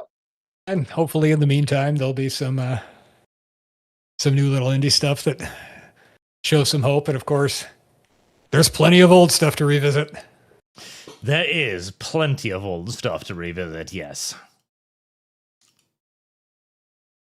Still have to get through all 110 episodes of Legend of the Galactic Heroes. Yep, that is an undertaking. It is worth it, though. It has a very interesting story overall. I just have to take little screenshots and notes so I can keep track of all the characters that disappear for 5 or 10 episodes at a time and then pop back up. And who is this guy again? I don't know. There was another interesting thing too. Is we have kind of forgotten how to innovate things on many areas. Like this is kind of on countless levels of entertainment. Because now, space battles are all the same space battle, 2 giant boats shooting at each other.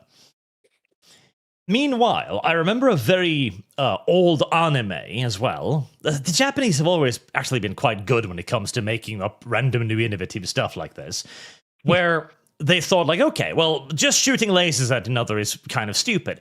So how would space battle actually look? Well, how about we do missile warfare? But okay, now we have all kinds of ECM, jamming the size of space, working as missiles. Right, how do we fix this? What if we use warp bubbles? So every ship generates a little warp bubble.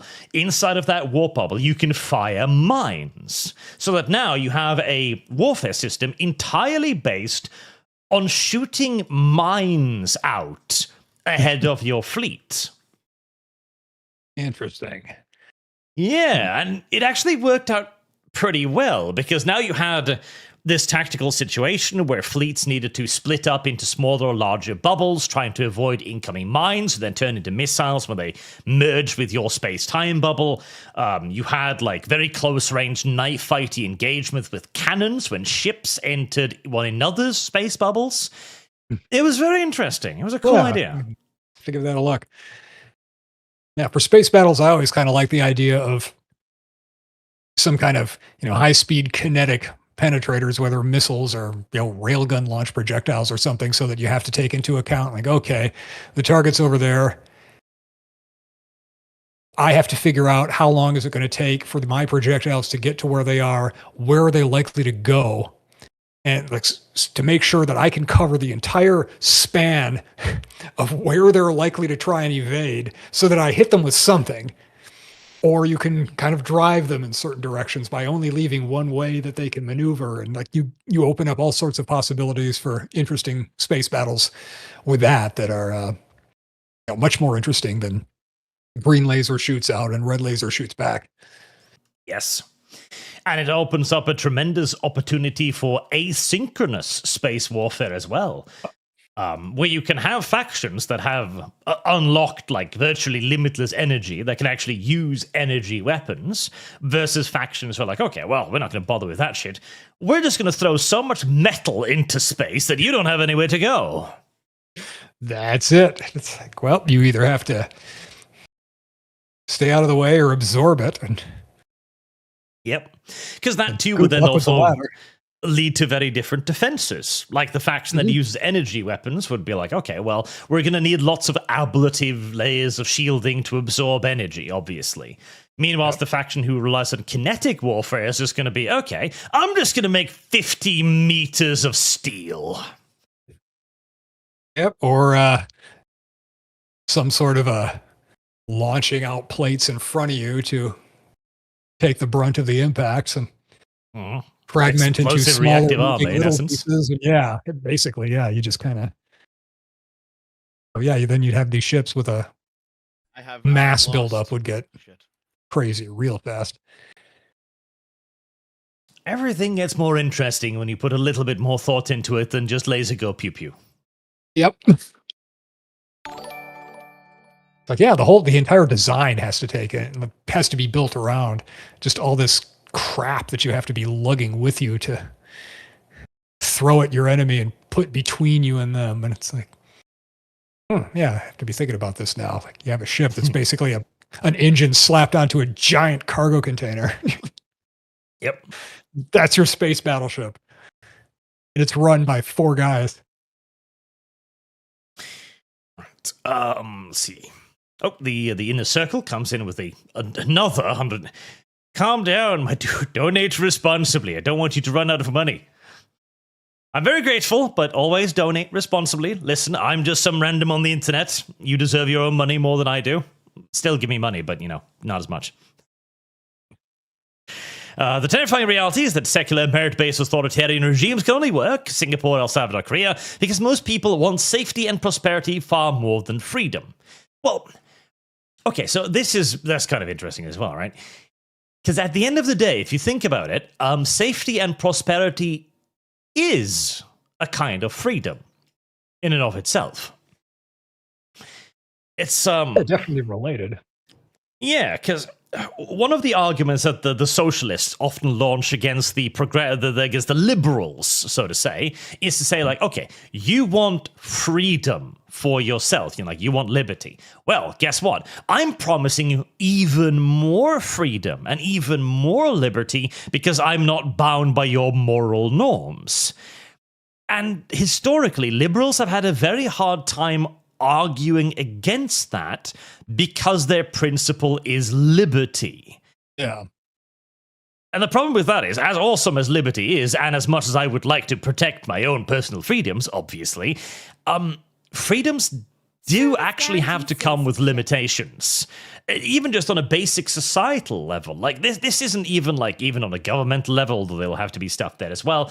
But just think about how you interact with people in nature, on the town. Like, you're not going to just run into another person because that would be rude. You're interfering with his liberties now. Like, that is a self-imposed limit that you place upon yourself to not interfere with other people's day. Yeah, it's one of the problems I've always run into kind of talking with libertarians. I mean, I've got a pretty wide anarchist streak myself, but I don't know how many times I've had a conversation over the years that would start in with, well, I don't believe in borders. People should be able to travel freely however they want to and work wherever they want to because states are just these interfering authoritarian power structures that get in the way. And I'm like, well, philosophically, I would agree with you if we lived in a world that had some kind of normalized mean level of economic development and cultural assumptions across it. But we don't. So your entire premise is completely divorced from the reality of the conditions we're in. But they will continue to argue philosophy, much like Marxists will do, where it's like, but it won't work, but it should work, but it doesn't. The necessary conditions for this thing you're arguing for don't exist, and they're not going to anytime soon. So your assertion is invalid. See, there's a very interesting point you bring up that, like, in theory, where we are arguing again theoretical things and principles and morals and philosophies. Let me see.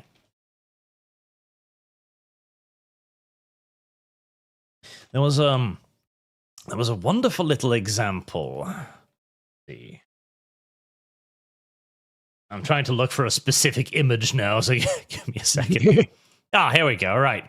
So, as you say, economic means and cultural equivalence. Okay. So we have now an example. We have the border between Sweden and Norway. This is the border.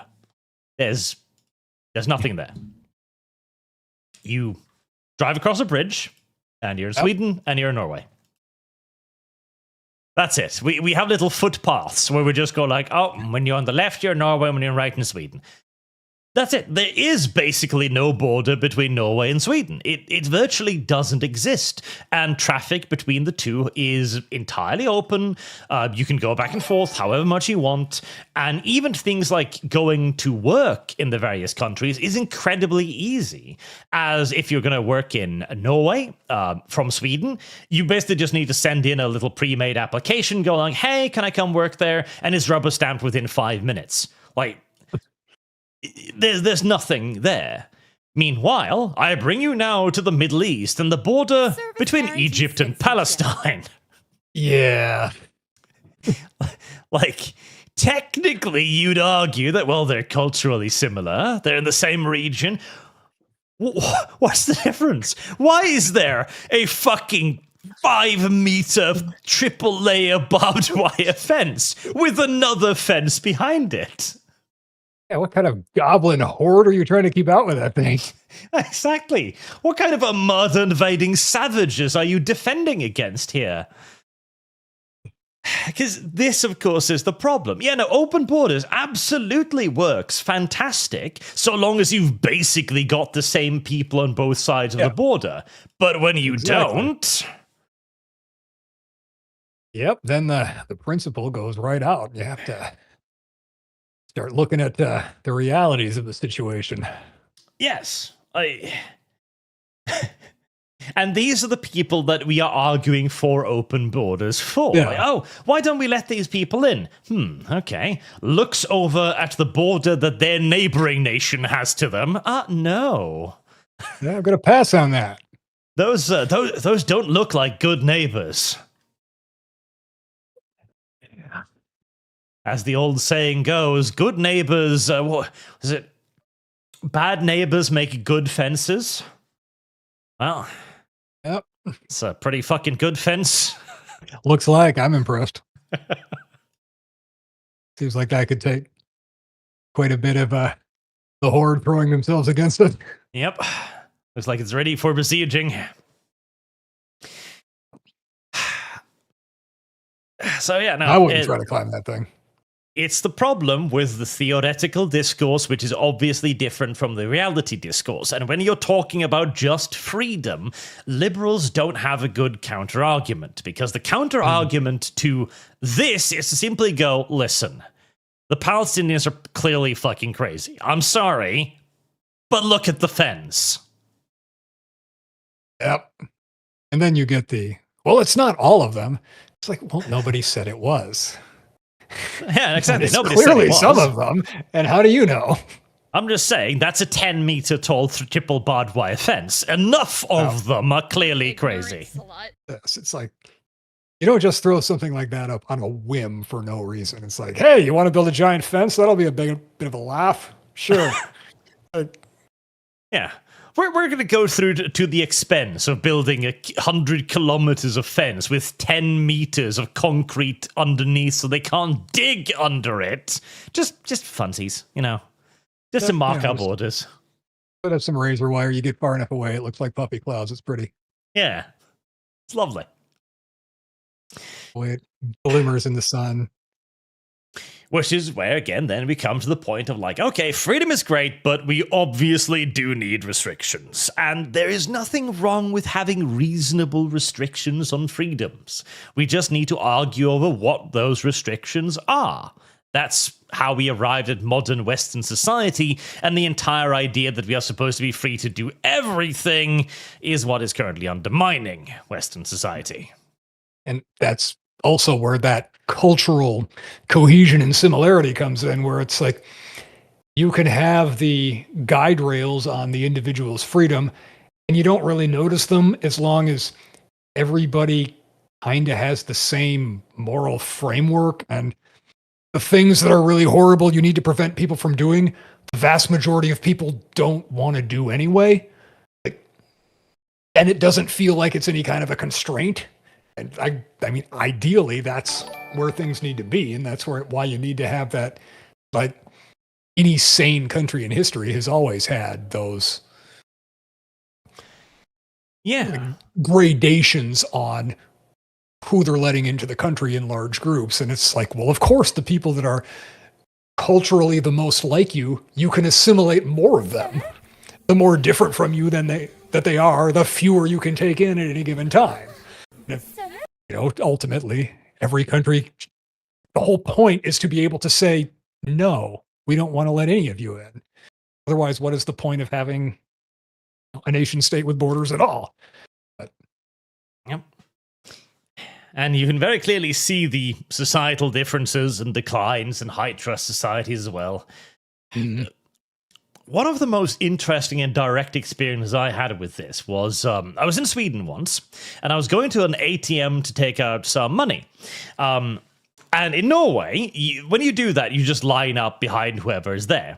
In Sweden, there was this little old lady who was ahead of me in the line who was taking out money. So I just, went behind her, and she turned around like horrified, like, what are you doing? You got to stand farther away. And like, what? I'm like, okay. So I stepped further back. And I learned later that in Sweden, you're supposed to stand like 3 meters at least behind the person taking out money because they're afraid you'll like read their card details. In Norway, that assumption isn't made at all. Interesting, yeah. Yeah, we don't react. It's like, okay, well, it's a queue. You line up behind the next guy. Shit. Yeah, because I know like in most places here in the US, it's like, yeah, you want to keep some distance, but not too much distance, because then you look like you're kind of lurking and waiting to pounce, like you're trying to look like you're staying back. You have to find that magic zone where it's like, no, I'm just waiting for the machine. It can be a little iffy sometimes. Yeah, it was very weird, because that was one of the moments when I realized that Sweden, despite our very common heritage and ancestry and culture, was beginning to become less trusting than Norway. Yeah, that's certainly a sign. It is a weird little thing. Speaking of ATM, I should probably get to the damn Superchats too before they start piling up too much. Oh, yes. Right. Superchats, then, as we begin the wrap-up proceedings. Let's see here. Marksman on Streamlabs. Hello, Historian. Your videos on the Drake got me to start reading the series. I'm on book 2, enjoying it so far. Oh, well, yeah. I've always felt that book 2 was the weakest of the trilogy. I mean, there's still a lot of good stuff in there, but yeah, I'm interested to hear back from you when you get through 3. That takes some interesting turns. And he further asks, Arch, can you explain your answer to the Fermi paradox question to Historian? Right, so I'm assuming you're aware with the Fermi paradox. Yes. Right, so the reason I think we haven't run into civilized life out there yet is because it's a lot easier to build a sex bot than a spaceship.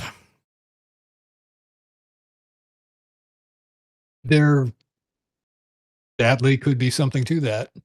Yes, because I'm looking at modern day society with, gooner culture and sex bots and people getting more and more estranged and less and less relationship focus, etc. As we get more and more access to things like OnlyFans, etc.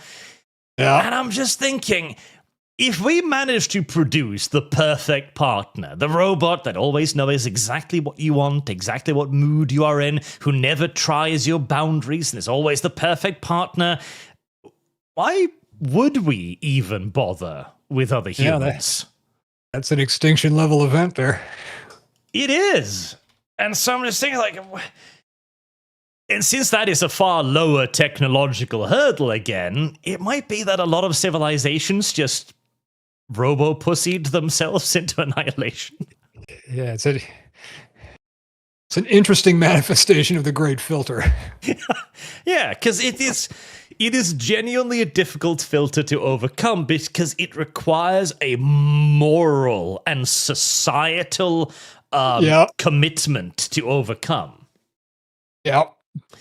Like, basically, as a species, we all need to go, no, you don't fuck the robots. And there's going to be a lot of us who go like, but... Yeah, but it's there, and it's just... Yeah, it's right there, and it's really cute, and it does everything I ask it to. Why don't I fuck the robot? Explain! And the only real counter-argument is, listen, as for our species' future at large, you can't have sex with the robot. A lot of people are going to go, I don't care about our species' future at large. Yeah, so maybe you have to go with some kind of fundamentalist religious explanation for it. It's like, because there's a demon in there. Yes. Like, you would have to go with a totemic explanation. Something that... something that like cuts the legs underneath the argument before it can begin. Literally like, no, we don't fuck the robot. But no, we don't fuck the robots. Yep. It knows what you want because there's a demon in there and it will destroy your soul. So just don't. Yes. And a bunch of people will anyway, but maybe you can get the number down low enough to... Like, we'll just have to, as a society, condemn those people. Yeah. Communities of weird robot fuckers out in the desert. I'm picturing this whole Butlerian jihad against the sex robots now. And yes. It's disturbing and hilarious at the same time. It would have to be something like that, because in our current liberal framework, there is no good argument against fucking the robot. That is true. In fact, if anything, there would be arguments for it. Oh, yeah, countless arguments. Now you're not imposing upon a woman anymore. You're not expecting them to commit... what was that fascinating term? Emotional labor on your behalf. There we go. Yeah. Mildly surprised I haven't heard that one before. Oh yeah, this was a whole thing. Like was years ago during the peak of woke, when women were complaining that they were expected to do emotional labor for their husbands. And by emotional labor, we mean things like, oh, you've had a bad day, I'm sorry, tell me about it. Emotional labor. Glad I missed that one. Yeah. Being a human is difficult. I mean, sure, but... I frequently get these reminders that it's actually pretty good to be an old married guy these days. Yes, you have escaped a complicated period in human history. Yes, I pity the youth. I'll take the fading eyes and the bad back at this point. It's less aggravation. Nazar the scapegoat. After 13 years, it's been sad watching Carl devolve into America bad, third world. I expected this from other Europeans, but not from him. Europe's shitty attitude was going to come back to bite them sooner or later. Listen, I'm America good, because I'm still not entirely sure I don't want to move over there yet. Yeah, it's all in where you pick. It's I would avoid the coastal cities myself, but right here in the middle, it's nice. Literally, I would find myself in a spot in the middle of Arizona, just 5 hours by car away from civilization, and I'd be happy.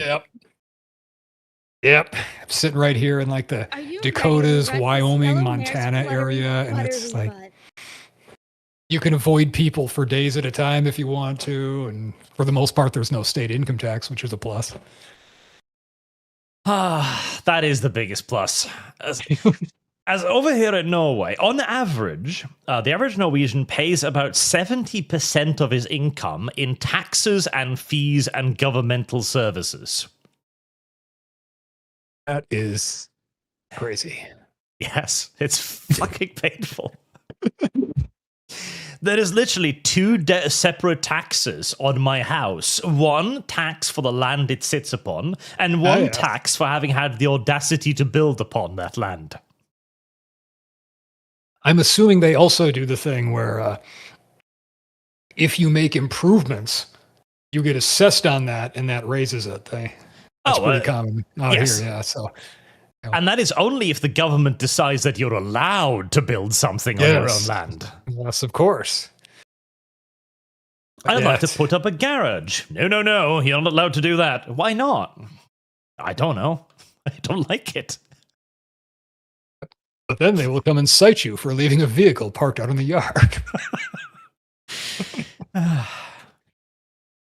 Lord Comus of Spartan, member for 35 months, says the Emperor protects. He does.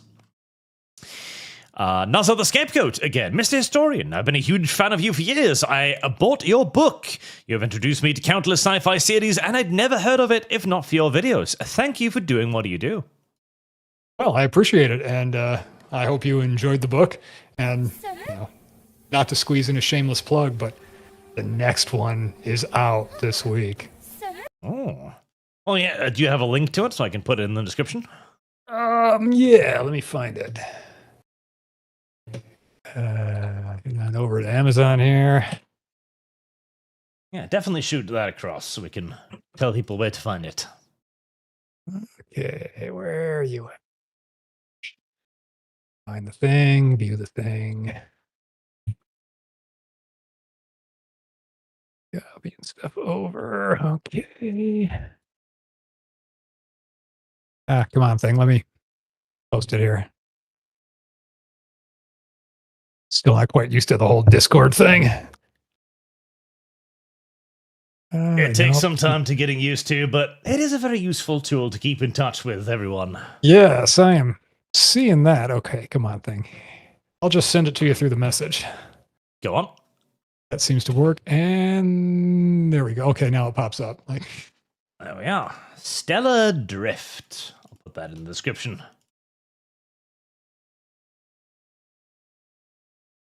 Yes, I'm going to take my galley copy here and see if it will stop a bullet. I'm pretty sure it will.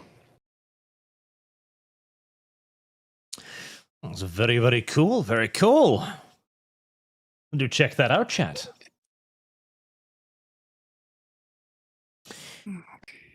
Marksman, question for fellow historian. Has he seen your video about why the left sees chaos as the good guy?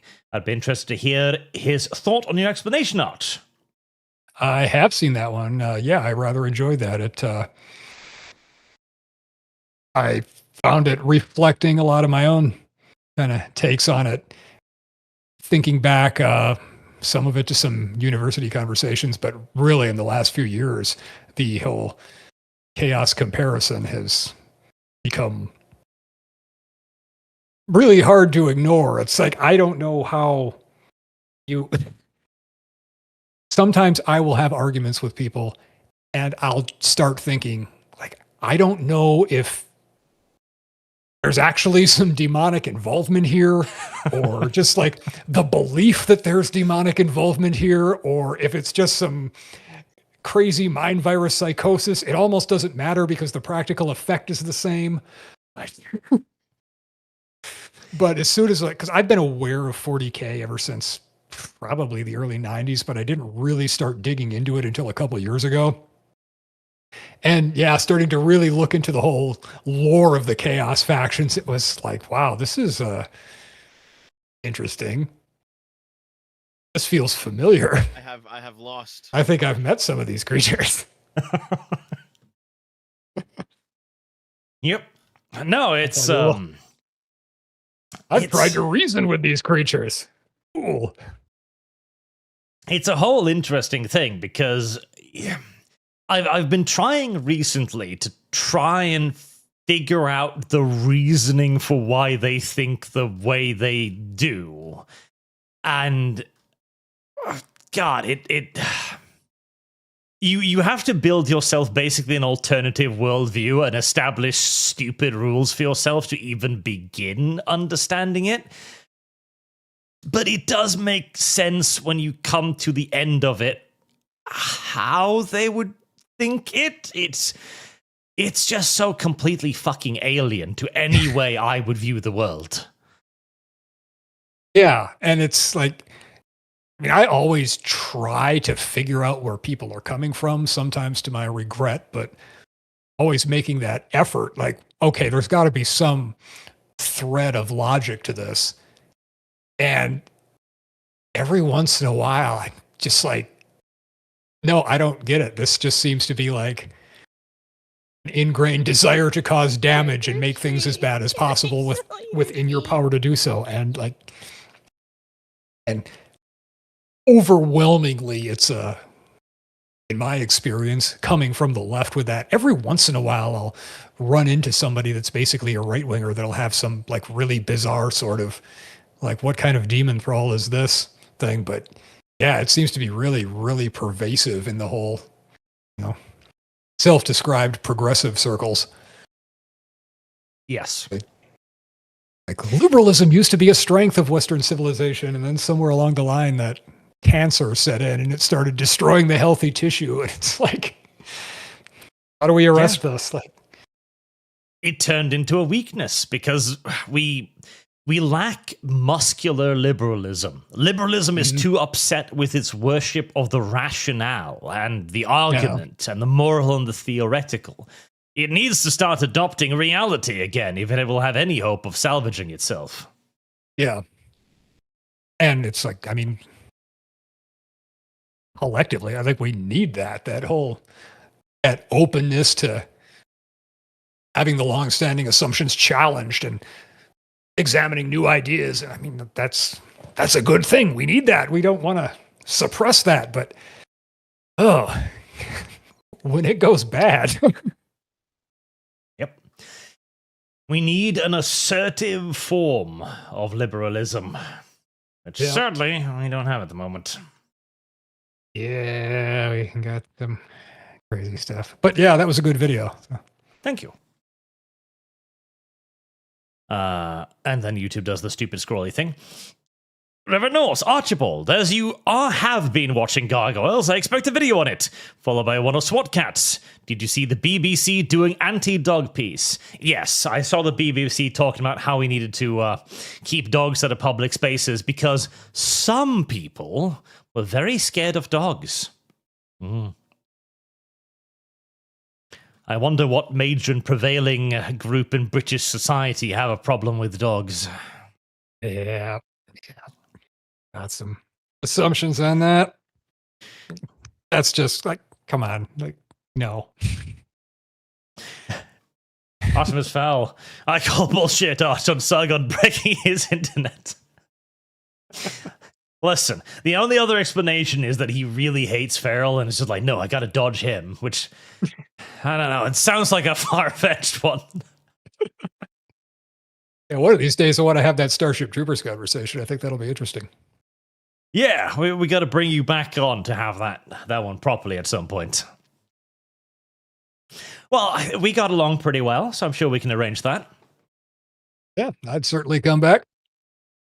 Get a taller glass of scotch next time. I mean, maybe we'll discuss less of Germany's energy policy, so you won't need quite as much.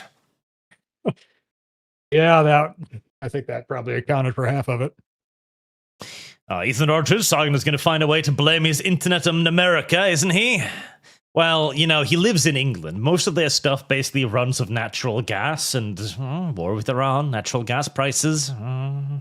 Well, yeah, it could be a factor. So, the Nickel Neckel, Arch has upgraded and replaced Carl with a proper American. Welcome, Feral Historian. Glad we finally found you. Arch, when are you going to play Burgundy in the Hoi 4 TNO mod? TNO? I don't even know what that is. Marine Elva, you don't get to choose your enemies choose you. I wish I had different enemies. Yeah. If they weren't like crazy people, then we'd probably be able to talk to them. Falter's game. We should be pretty close to at least one stream of it. Beyond that, commies will always lie because they are soulless beings. That is true. We have yet to discover any conclusive evidence that communists have souls. At least I haven't seen any. Well, yes, this can't argue with that particular point. Cannot prove that a communist has a soul. Unpotatoed salmon. Hey, Arch and Fettle, how is gas for the both of you right now? I'm paying $22.50 for 5-gallon tank of premium right now. About $3 a gallon at the moment, roundabout. Yeah, here it's about $3.20-ish US dollars. So it's stupid high for what it usually is out in this region, but it hasn't quite reached apocalyptic levels. Not yet. Our government has actually taken steps to reduce half the price of petrol is just governmental fees. And so they've actually tried to reduce them somewhat to try and control the rise. Yeah, now if you can just keep those cuts in place long enough, oh god, then it becomes normalized, and then it's a lot harder to re-implement them all at once. Not a fucking chance. They won't even discuss that. They'll just do it and we'll be informed. Yeah. Usually how it goes. Josh Leak, Arch, a couple months late, but what was the thing in Avatar 3 that would have made the movie legendary until it chickened out? Been meaning to ask since your review of it months ago. Killing the little human kid. That was what annoyed me. I haven't watched that one yet. Trick or treat. Yeah, not missing out on much. That was my impression, which is why it's been on the D list of if I'm snowed in sometime and run out of things I want to watch, there's that. It's a little it's fascinating to talk about in movie format because it's a very nice illustration of the left wing's preference for things other than itself. But as pieces of entertainment, no, they're not anything special. Yeah. Zontar Do. Not all heroes wear capes. Some droven a journalist in the toilet to save the human race. Drown. Oh, I see. Marine Alva. Born too late to go to the moon. Born too early to go to the moon. Born just in time to hear people say the moon landings are a fake hoax.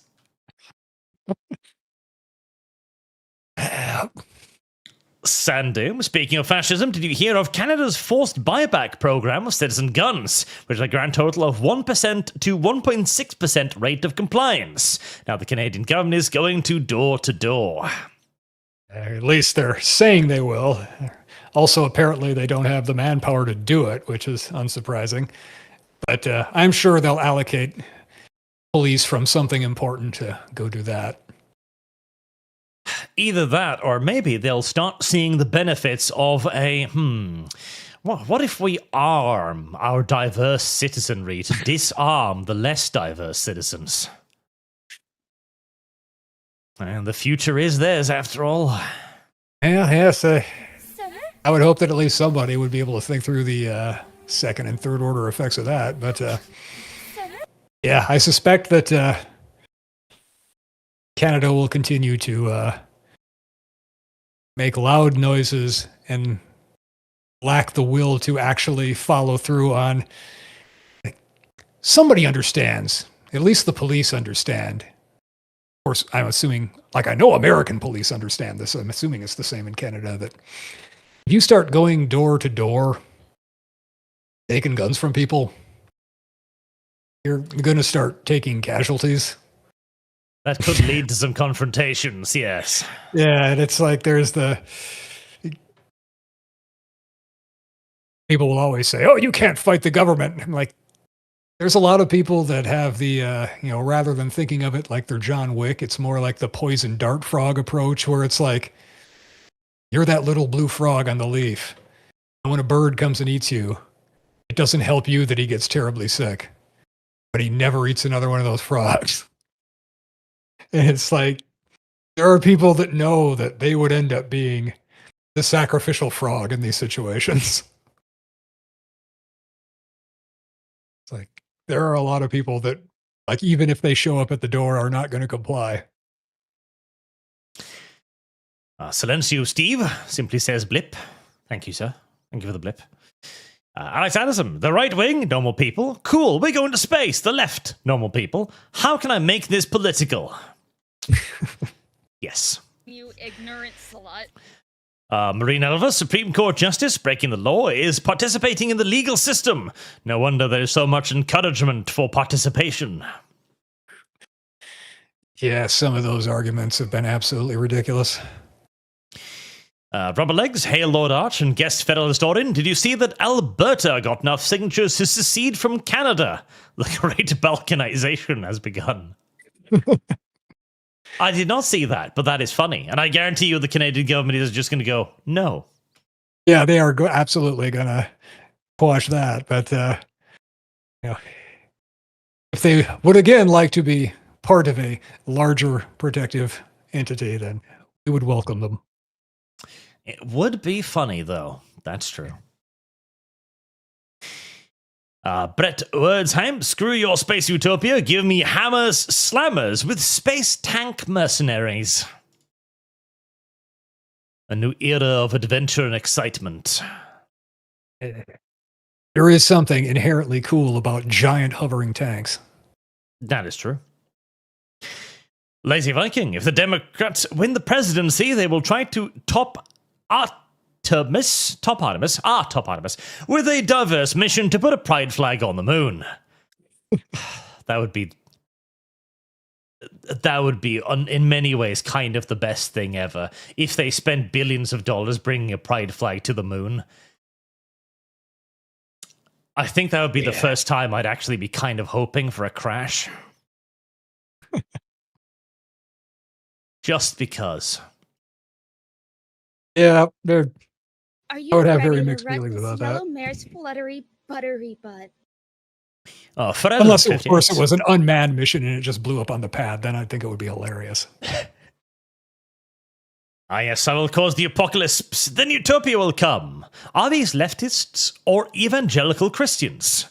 Well, both have a view of paradise being inevitable, so... Yes, and also something that we can't build on our own from here. Some magical thing has to happen between us and there. And my cat's carrying. What do you need? Zaloxon, sorry, but after Kirk, the Epstein file, Goyim stuff, how Israel makes demands, Rothschilds attacking Steam, the Nazis were not the worst things ever. There is some pretty scary stuff afoot. That is true. I mean, it's like, it does feel like between the Epstein stuff with like apparent actual demon worshippers at the highest levels of power and, people talking about the Iran war as being necessary to fulfill biblical prophecy, it does feel like we're living in a bad D&D campaign some days. Yeah, I've just resigned myself now that best case scenario is that Epstein's island sat atop a portal to hell and that sacrifices were required to keep it closed. It's the only way I can sleep at night, because the other only option is that, no, there's just a bunch of satanic pedophiles in government. Yeah, which sadly seems to be the situation. Yeah. And it is and rather depressing breakfast conversation here for quite some time now. It's trying to figure out, I mean, what do you do about that? Like I don't know. I don't know. It doesn't seem to be much of an easy solution, honestly. Yes, it's like clearly the justice system isn't going to do anything about it, and we're having a hard time voting our way out of it. Yeah, that hasn't been working, and revolution will be a shitstorm. It's just kind of a shitty situation all around, really. Yep. Time for another glass of scotch. Guile Guy, I recently learned communists have been around since the 1650s with the Leavers movement. They have been a failure for a very long time indeed. Yep. Those pre-Marxist socialists were not as bad, but still, a lot of the underlying assumptions didn't hold up. Nope. They have shown a remarkable ability to ignore all of their failings and just keep going, however. If nothing else, you've got to admire the determination. Rubberleg623, in the words of the fat electrician, we're maybe 3 to 4 genocides away from communism finally working. Oh, no, you're being far too pessimistic. Remember, we're only ever 1 genocide away from communism working. We're almost there. Yep. Because, 2 or 3 or 4 genocides, it's kind of difficult to encourage people to commit 3 or 4 genocides, but just 1? But then you just say that it wasn't a real genocide. It doesn't count, so. Of course. What's happening in South Africa? Minor disagreements with the civilian populace. However, stating that you're not allowed to snip a child's penis off before puberty, now that's a genocide. We live in a very weird time. We do. There are layers of insanity I would not have thought possible even a decade ago. Noble, 8841, if you do not carry traditions, value ethnic origins, and keep religious virtue, people who hate you will come calling your destruction progress. Yes. Fred58, it's a third world mentality. Why? See, I've been learning more and more about how the third world views us, and there's a lot of fascinating shit there. Like the idea of magical soil, for example, that the West kind of just creates successful societies by itself. Yep, all the good dirt, and then those evil white people came and just decided to live on it. Yeah, and monopolize all of it for themselves. No, I'm not quite sure that's how it worked. Ah. Maybe that's why that independent conclave of people in South Africa did so well. They brought some English dirt with them. Yeah, and it's like they packed it up with them when they started leaving. And it's like, Maybe that's you the bring secret. some of the magic dirt back to Zimbabwe. Suddenly, it'll thrive. Yep, like Worth a economy try. sorts out. Enigma, people are united by identity, not nation. Well, yes, I mean, that is actually true, but once upon a time, the nation was a shared identity. And then we undermined that, and now identity is your sexuality, or It's like, your gender. ideally, identity and nation would be a pretty close to circular Venn diagram, but not so much anymore. And of course, when carry on. No, go on. Oh, I was just going to say that. Well, now I kind of forgot what I was going to say. So carry on. How did the human substitute to Rancor? It turns out, saying this from experience, martial arts on a slipped disc in the spine is more painful than martial arts on a broken ankle. Well, don't. That seems silly of you. Seems like it would both be kind of painful. Correct, Arch. As the institutions and judiciary are captured, force is the only option. Ideally, Trump would ignore all judge orders and get stuff done anyway, or have them removed. Can't say that on YouTube. Otherwise, the solution is can't say that on YouTube either. It will be interesting what the response is if the Supreme Court strikes down this challenge to the birthright citizenship thing, because I mean, it seems to me that the legislative intent behind that was so just blindingly obvious that the fact that there is any debate about it at all, that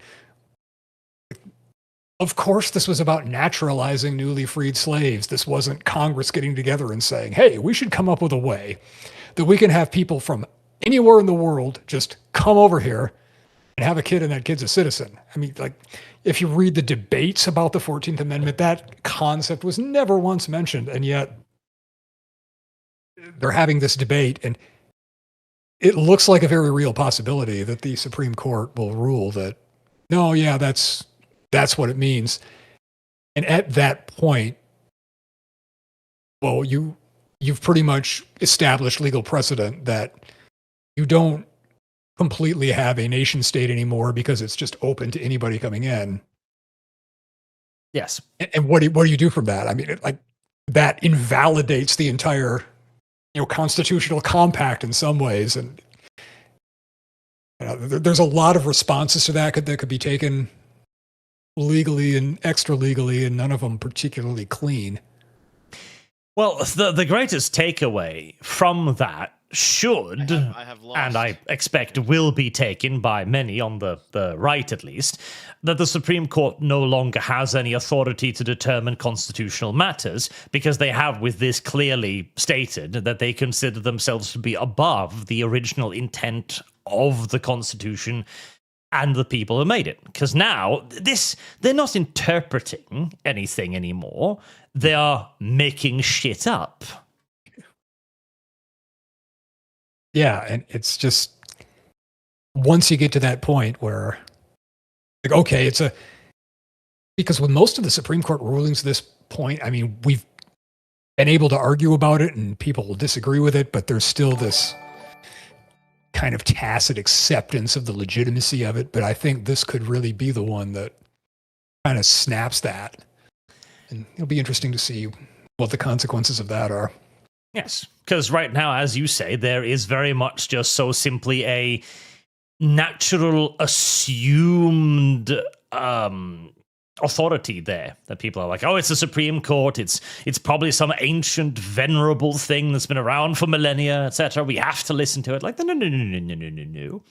The Supreme Court has a very specific purpose in mind. It is supposed to be a legislative body with, again, very specific powers, in this case to interpret the Constitution and keep the Constitution being what it actually was supposed to be as a enforceable legislative document.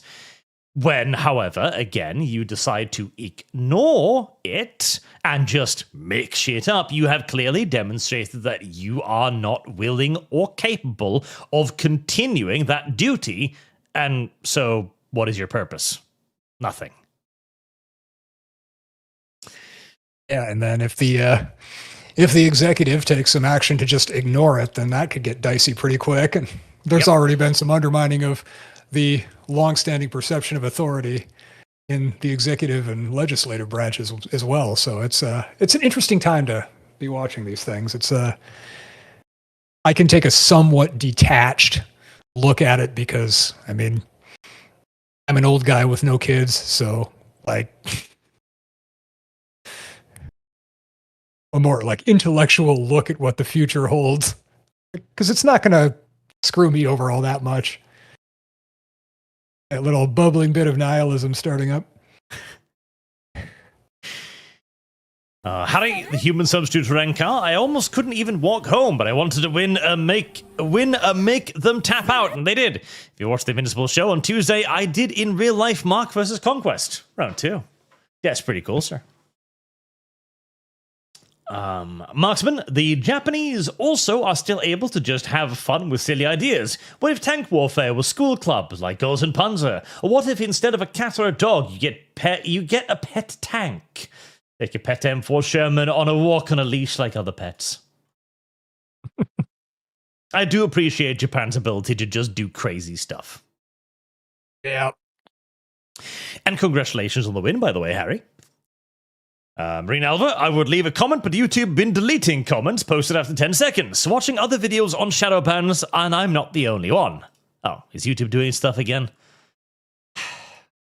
I view YouTube as basically an eldritch entity at this point. I don't understand it. It just exists. No, I don't either. It just does shit. Yeah, I suffer its presence. Occasionally in my favor, mostly against. Mostly. Enigma, to be fair, we did send monkeys up in space first. That is Pretty terrible. Oh, and Laika, the poor fucking dog. The Soviets were like, oh yeah, we put her to sleep gently afterwards. No. That fucking thing starved to death. Yeah, it's like, yeah. It's the Americans brought the Soviets. monkeys back. We didn't just like go up there and die. Like, no.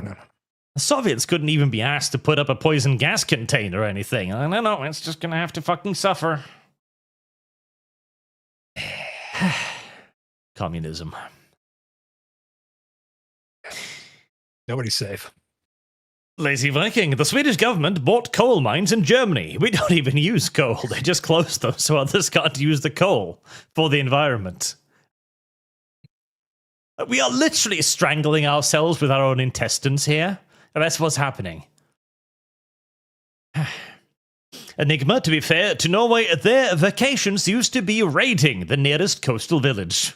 We did do that on occasion, but only because our country was very poor and we needed it. So, self-defense.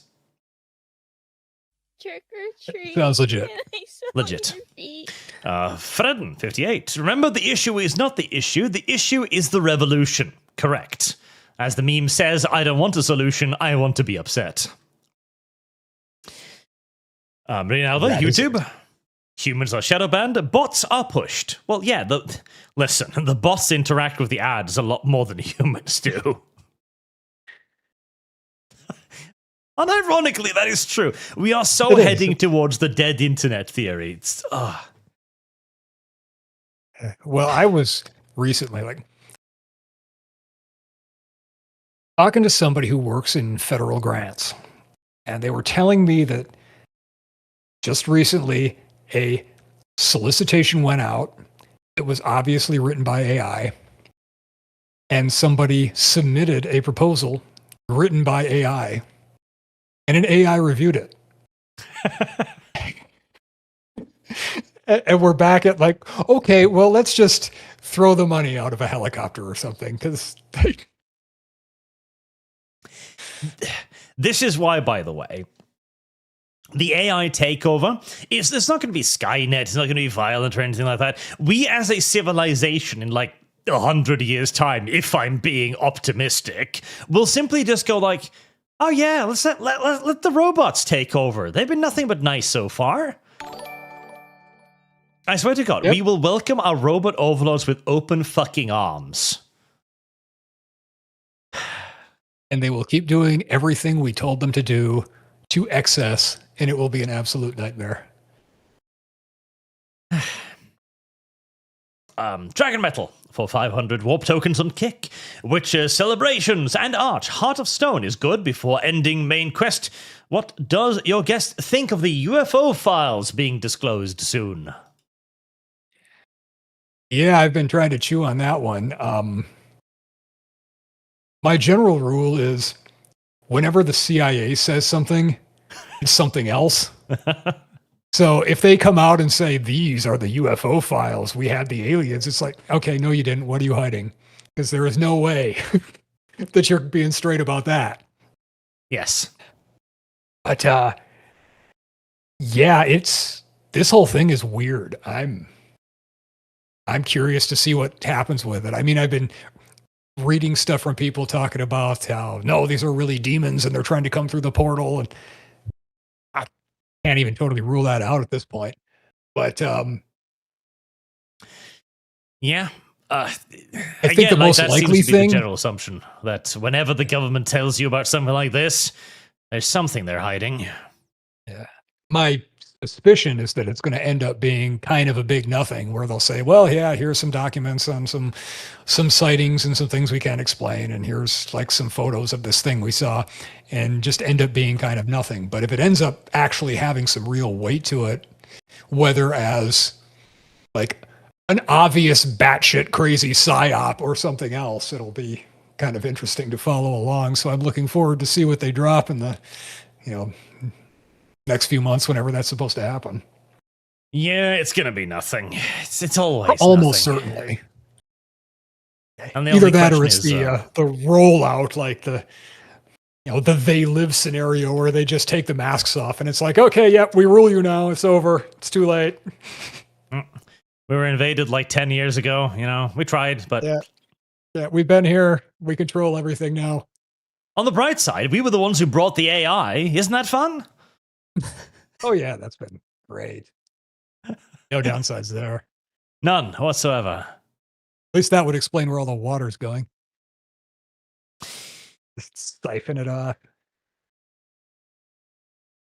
Marksman, before I forget, historian, are you familiar with the Bolo books? Supergiant AI tanks that fight to protect humanity.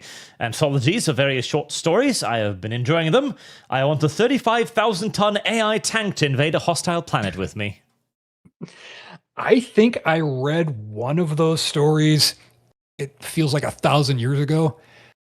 I do have at least one of those anthologies here on my to be read stack, but I haven't gotten to it yet. But yeah, one of these days, I definitely want to cover that.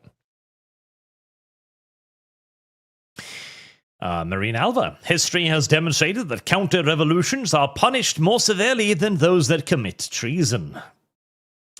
That is true, because the greatest threat to the revolution is, of course, a counter-revolution, which is why every socialist revolution has usually then quickly led to some rather severe purges. Yes. Yeah. That's the problem with a revolution, you know. Like I say right at the beginning of the book that's still on screen. You know, you set an example for the next band of malcontents. Fredden58. Hi, Art. I would like to put down $20 to start a fund for a game called Solar Nations 2. It is a pretty fun strategy game about internal intersolar colonization. I think you would like it. Okay, I shall put it on the list. Sounds like there's potential. MJ Bull, in New York State, the new energy code bans most natural gas applications. Never mind, the North Country have negative Fahrenheit's temperature where heat pumps are ineffective. The court stopped it for now. I mean, start burning wood again, I guess. I guess, yeah, that whole heat pump thing has been kind of interesting. First time I had one of those in a place I was living was out on the West Coast in Oregon, and it worked well enough. But then moved to the Dakotas, and a heat pump on a really cold blizzarding day, not cutting it. Which is why the homes also installed electric heat. You know, if you could just put in a furnace, it would have probably been more economical all around. But okay, fine. Let's have double up systems. Yep.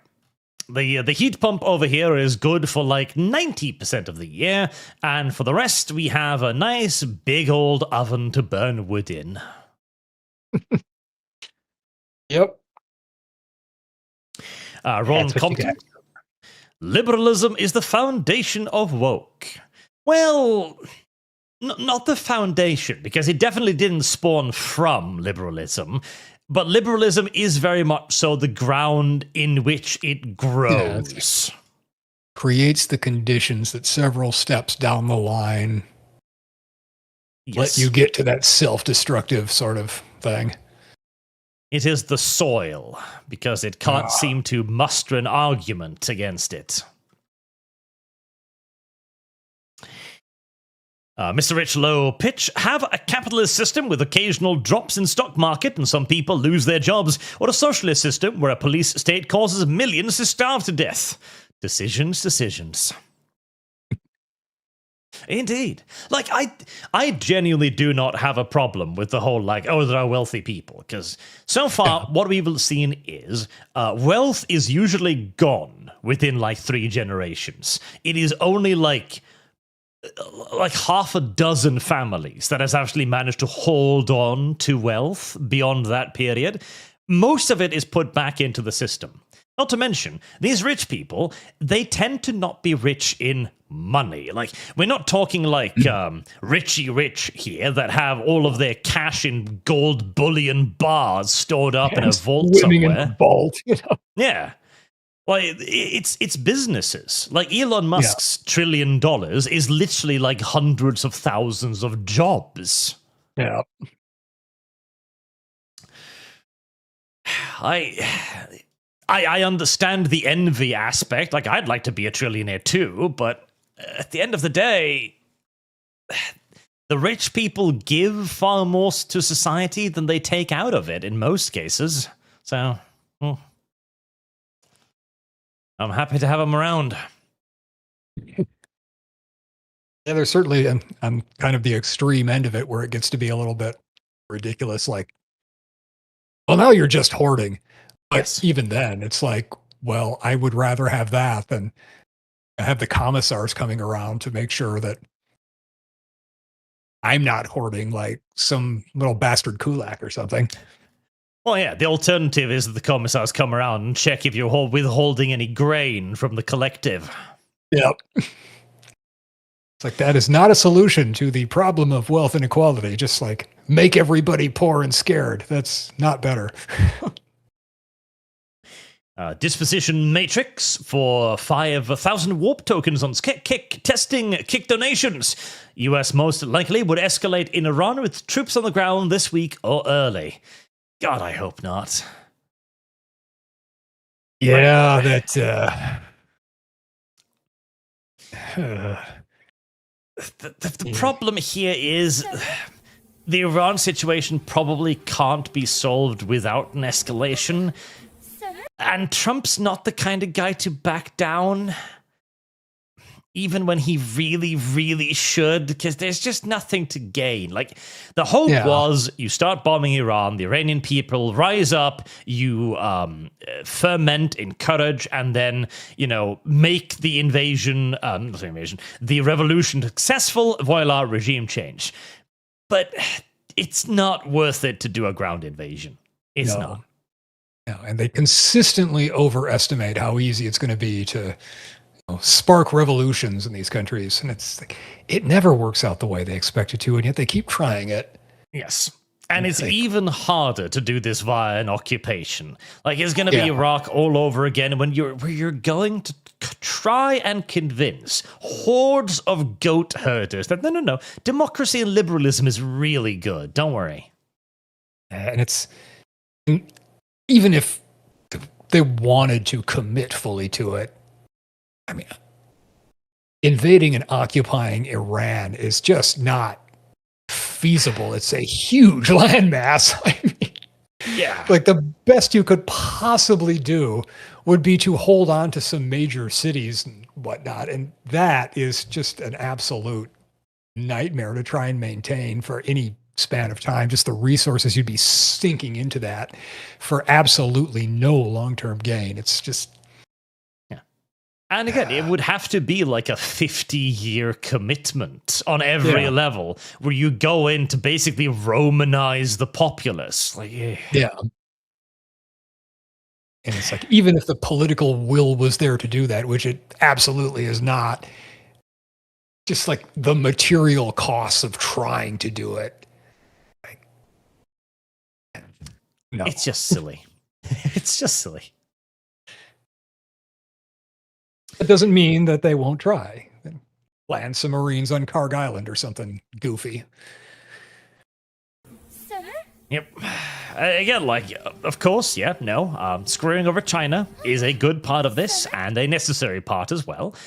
But there are better ways to screw over China than this, as screwing over China also means that you have to avoid screwing yourself over as well. That is exactly it. Vulture, evil empires like United Nations. The UN is an evil empire, to be fair. Yep. But at least it's evil and completely incompetent. Yes. So it mitigates its attempts at evil and control, that it just can't do anything. Unless, of course, you're a place that has to have UN peacekeepers, then you'd be better off just letting the tribal warfare continue. And that's all, folks, says Feral. Weird question. How is it that Avatar is so massively successful but also irrelevant? Everyone has seen it, allegedly, but no one cares about it. Not even on the left. My take on it is just that when it came out, it looked really cool. It was pretty on screen. And it was a nice, simple story. It was like, oh, yeah, everybody likes the Dances with Wolves story. And so people went and saw it and was like, ooh, the thing, and like the big blue guys in the jungle and the floating mountains, and it's awesome. You should go see it too. It was amazing on the big screen. And then, okay, fine. That's it. It looked cool, and it had some dragons in it. Who doesn't like that? Yeah, it was big. It was cool. Everybody talked about it, but nobody really wanted to embrace it. Not even on the left, because the problem is the humans are kind of the good guys in the story, and that doesn't work out well in the left-wing view of things. Yeah, kind of. And of course, I've heard several people complain about the whole, well, it's a white savior story. Well, sure. Your Qatar, now show him Gundam and its philosophy on war. Gundam is a silly question in warfare, because every time I watch it, like, why do you even bother making the warships? Like, one Gundam destroys an entire war vessel. Why bother? Yeah. Giant robot with a sword. Yes. That's the thing that always, like, kind of hangs me up when I've watched a little bit of Gundam, but it's always like, okay, wait a minute. Why? I feel like I should get into it a little more. People keep asking me about it, but yeah, I just haven't seen enough of it to really have anything to say about it. And I'll probably get to Legend of the Galactic Heroes before I get to Gundam. Valimir, Arch, and Feral Historian on one podcast. I'm currently binging your channel. I really like the analysis of the Drake series. Oh yeah, there should be a little bit more of that before too long. I've got a something coming looking at some of the short stories in the Drake's collection. Yokota, what about the theory that the left knows they have no great enemy to defeat, so they're trying to force someone into that role? Well, I think their great enemy is just Western civilization. At this point, it does seem like... Even if they are going to be somewhat... Like, they're not going to want to admit that openly, and many of them aren't even aware that that is the fact, but... That is the goal. Yeah, it's like when you really break down the whole thing where people are talking about, well, we have to dismantle whiteness.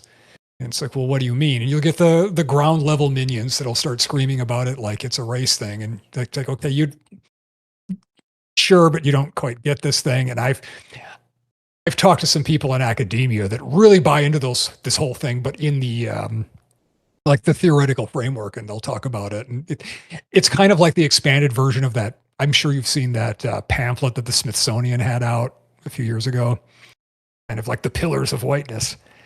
And you start going through these things, and it's explaining, well, it's about having like being social groupings built around a nuclear family and a Protestant work ethic and a focus on punctuality and the scientific method. And it's like, you're talking about Western civilization. You're arguing for dismantling Western civilization. Yes. Marksman, it's worse, Arch. The Soviet forgot to put heat shielding in the capsule for the dog. It boiled alive on launch. They sent cooked dog into space. Jesus.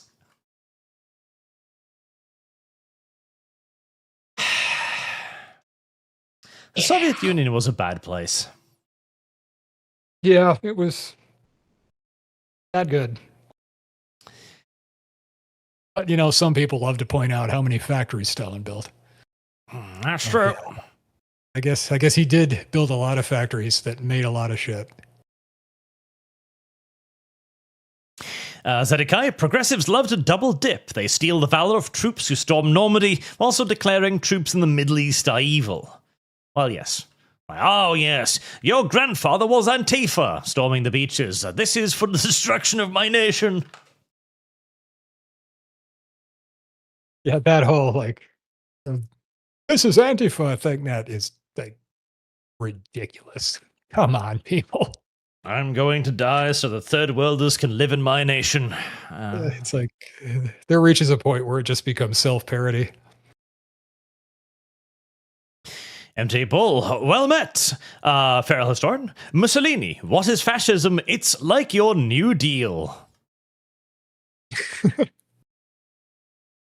Donny DeWitt. Oh, what? I was just going to say, I'm trying to remember exactly where that quote came from, but I'm drawing a blank at the moment. It's been a long, long time since I've read the primary sources. Donny DeWitt, what is Mr. Ferrell's thoughts on neo-reaction and Yarvin Hope's patchwork Liechtenstein model?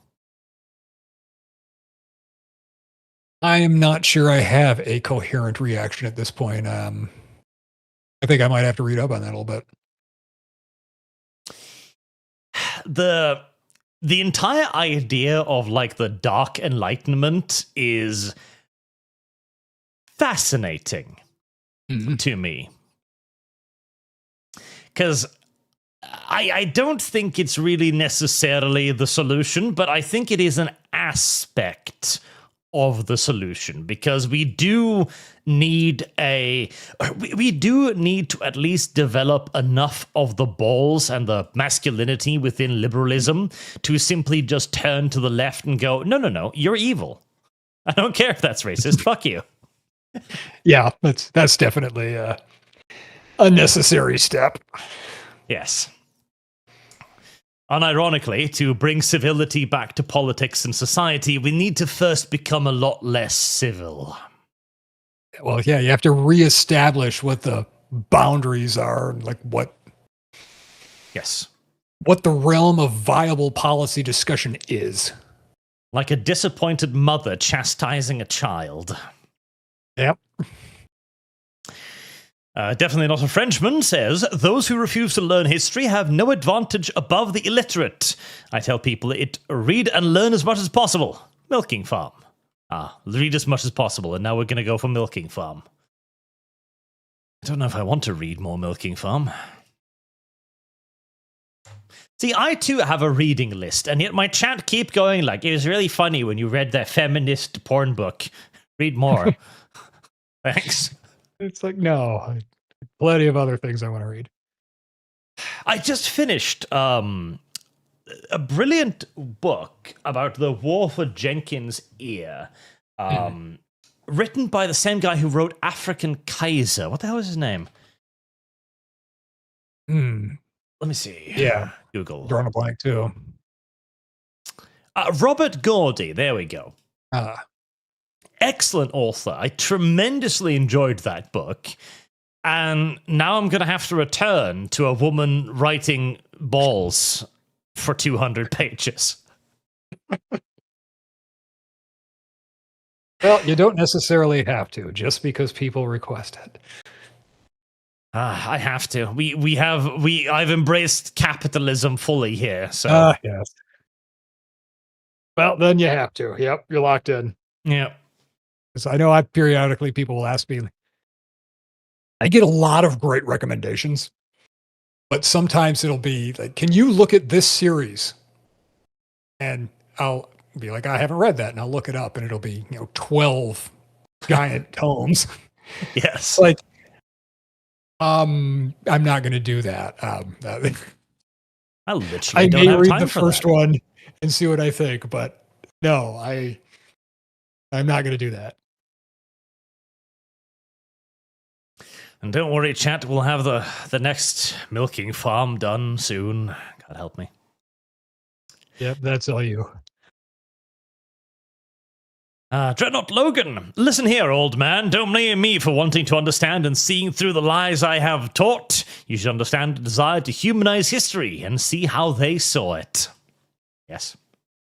Yep. Well, I have learned more and more that defining anything based upon the opposition's definition of it is a terrible idea, and it is often beneficial to try and figure out how those people viewed themselves. Yeah, that's the thing I keep coming back to with fascism, is that almost everybody looking at it is coming at it with Marxist definitions of what fascism is. Oh, and God, it's yes. like, no, you have to read what they said it was themselves, what they wanted, what they were trying to do. I mean, imagine if we were going to study what communism is using National Socialist definitions. And then they're like, oh, no, you can't do that. It's like, well, that's my point. You have to look at what did it do in practice and what did the people that identified as such say they were trying to do. And those two things are how you understand it, not by what its bitterest enemies say it was. Squatchhammer says, I read the Foundation series for the first time in the 2010s. I saw the Empire as closer to the Roman Empire than an evil one. It's just the same as winter going to spring in terms of human governance nature. Yep, very much a Roman analog. I think Asimov bluntly stated as much in the intro. One of the editions, anyway. Blazestone. Women, or rather the permission of feminine behaviors in institutions of authority, poisoned liberalism and Western society. Not me, some woman scholars who I've been trying to find the interview of. Homestuck Fund. Oh, femininity, yes, because we were in an era of such luxury and excess that we kept thinking to ourselves, well, we could just be nicer. Like, why shouldn't we be more caring? Why shouldn't we do better, quote unquote? And, well, that's a lovely thought, but at some point you run out of stuff. Yep. The example I always kind of come back to is how many times I had been in meetings where the central idea of it was, we have to just consider everybody's perspective on this, and every viewpoint is valid. And it's like, no, it's not. We're talking about metallurgy and finance. You over there are wrong. This will not work, and we cannot pay for this. This is not a valid perspective. And that always kind of struck me as being the essence of the feminizing of institutions, where it's, you can't just say to somebody, no, that's stupid, you're wrong. You have to have this dialogue and kind of like this very caring sort of find the common ground and see why they've reached this conclusion when it doesn't matter. It's wrong in this case. Yes. Like, the answer is math. Moving on.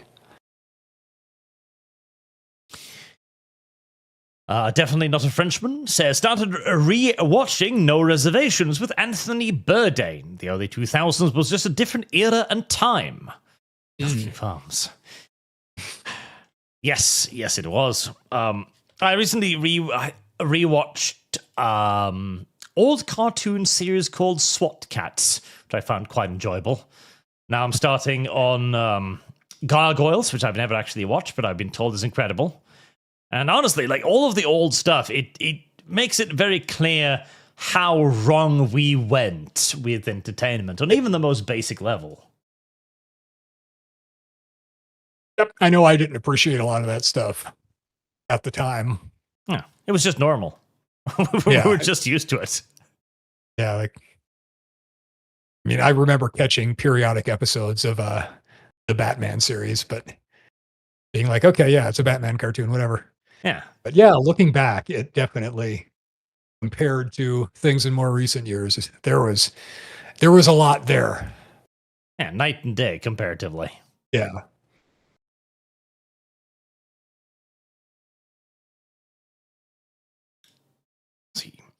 John Adams, if you like sci-fi, check out A Fire Upon the Deep by Vernon Wing. It has a neat take on how physics works, plus all of the Asimov's robot foundations, etc. Yeah, that's an interesting one. Definitely worth a read. It's another one that's probably a little bit longer than it needs to be, but yeah, I enjoyed it. Podvoisky with the left ranting and raving about the new Black Astronaut. All I can think about is the 19s classic film Gay N-Was from Outer Space. I missed that one. Yokota, the real problem with woke writing is the hypothesis that anyone and everyone can be a hero, rather than anyone can become a hero. Woke characters and stories have no character growth. Well, yes, that's because they don't view the characters who they are. They view them as what they are. They are a sequence of characteristics. They are gay, male, black, neurodivergent, for example. And if that amounts to anything else, well, so be it. But it doesn't need to. In fact, Star Trek Academy proved that very well with the gay Klingon, who is not a Klingon in every way. His entire character arc is he's gay, he's doing gay things because he's gay. Yep, I've deliberately skipped even the briefest glimpse of that show. It is a sad series. Not Alfarius, you should have guests on more often. The gaggle of degenerate VTubers you've been collecting over the years don't count. That's why I'm trying to keep the VTubers out. Listen, Stamford Bridge is our sacred space where we can engage in high-browed conversation. And when people get sick of that, then you go to the ArchCast and you watch one of the VTubers scream about something terrible again. Every once in a while, I'll put one of those on for a little bit. We can serve both sides of the market. Yes. Shinotsuki, Outlaw Star had grappler arms, ship punching ships. Because why not? Yeah, it's okay if you can make it work.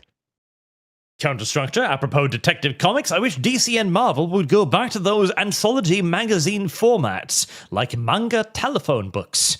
I mean, they might if they could get a comic to survive a year at a time. Yeah. That's the problem. They keep dying. I think there's like 5 different versions of Batman running right now. How do you even create an anthology of a series that you're not even sure will survive the year? Yeah, I've kind of lost track what's going on. Last time I was in a comic shop, it was just like I don't even know what I'm looking at anymore. How many series do I have to pick up issues from to follow this one little story thread? I'm done. Walking Corpse, speaking of sci-fi, I've started listening to Grimm's Warbook series at work. So far it's pretty interesting, even if there are a few things that make no sense. Grimm's Warbook. I don't think I've heard of that one. I have not either. I saw your feet. To make a note of that. Grenzer, cannot explain how cool it is to see you guys in a conversation. God bless and Godspeed, gentlemen. Thank you. Likewise. Lord comes to Spartan. Theoretical. Open borders are good. Practical. There are barbarians at the gate. Correct. That's why we built the fence. It really, like, this is one of those things that future historians are going to laugh their asses off at about, where they're going to find our society, and they're basically going to view us as one day we looked upon the enormous walls that we built around our world, and we just looked at it and we're like, oh, do we need that? As we hear the baying outside, like, no, why did we even build this in the first place? Yep. That coupled with the sense that, like, they just decided one day that things were too good and they needed to do something about it. And all of these lectures will be held in the shadow of the 500-foot tall wall that now surrounds everything.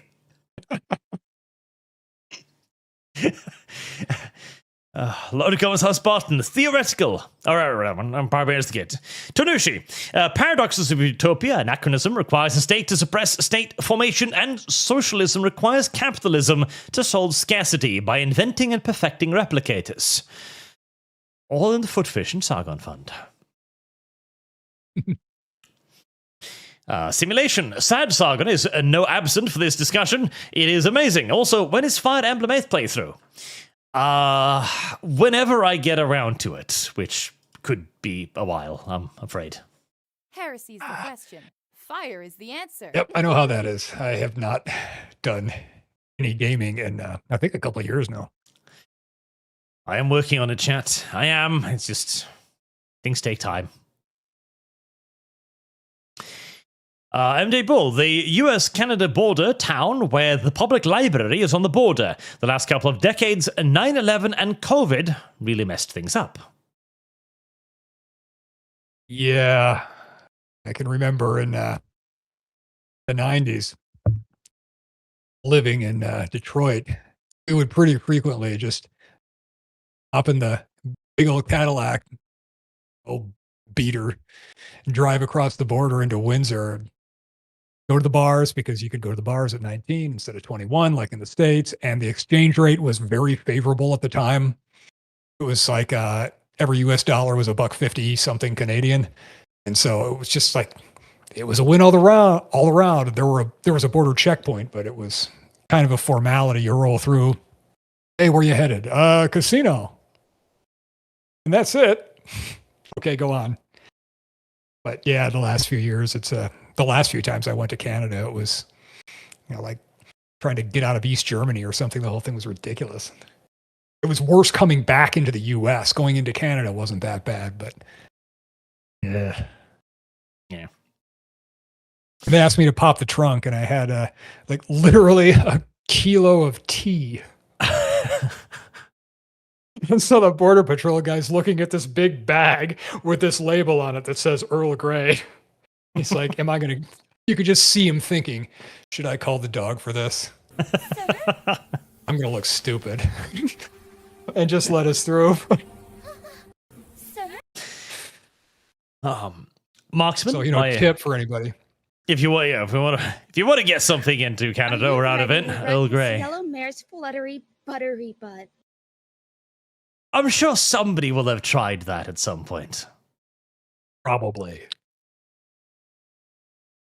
Marksman, my friend, joined the army last year. He's in the logistic corps. He just got deployment orders, and guess where he is going? To the Middle East. Iran has backfired immensely. Yeah. It's not working out quite as well as it should have so far. Yeah, I didn't really think that was going to work as soon as it started up. It's like, don't let that absolutely textbook surgical move in Venezuela go to your head. Zen Gunman, Swedish-American here. I'm glad to see that Art has finally recognized that we are on people from his lofty perch in West Sweden. No more brother wars, Arch. No more brother wars. The DC Titan, fear not the Skynet, for Skynut is the true threat. Correct.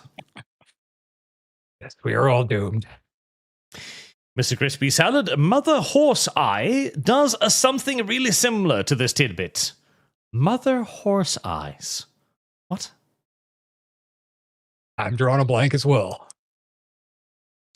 Moving on. Samurai Knight, Legend of the Galactic Heroes, and no RGE. J-March. Listen. I didn't know. I didn't know we were going to get into this. Xenomorph Double Zeta. Charles Stross's Saturn's Children is basically the robot future afterwards humanity's extinction. From the robot sex worker's perspective, of course. Perchance any of you all read it? I have not, no. Nope, Saturn's nor Children. have I. No, check it out. 12 Dirge Arch forgets that HOA exists in USA. HOA?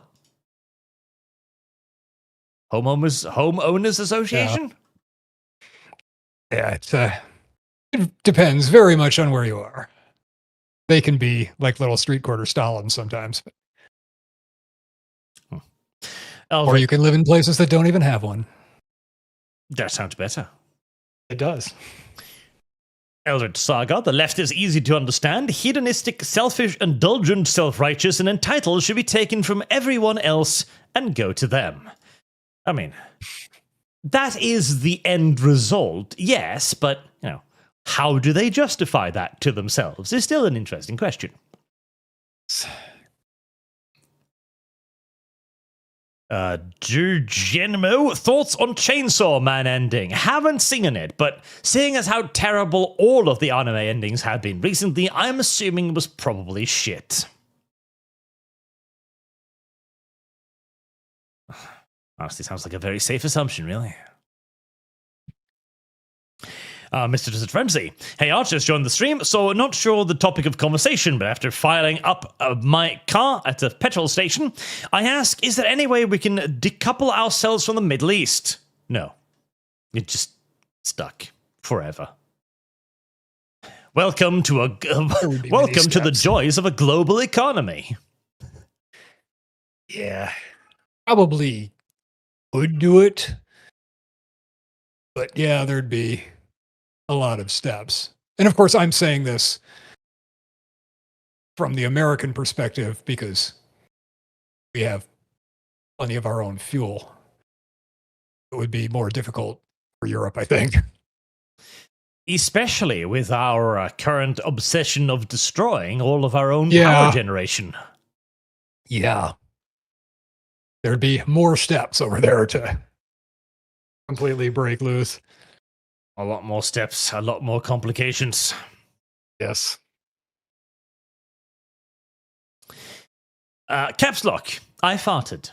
In other news, did you hear about Stellar Blade team buying out the Resident Evil team? I did not, but, I mean, good, I guess. I actually did hear something about that, but I didn't read the article, so I don't know any details.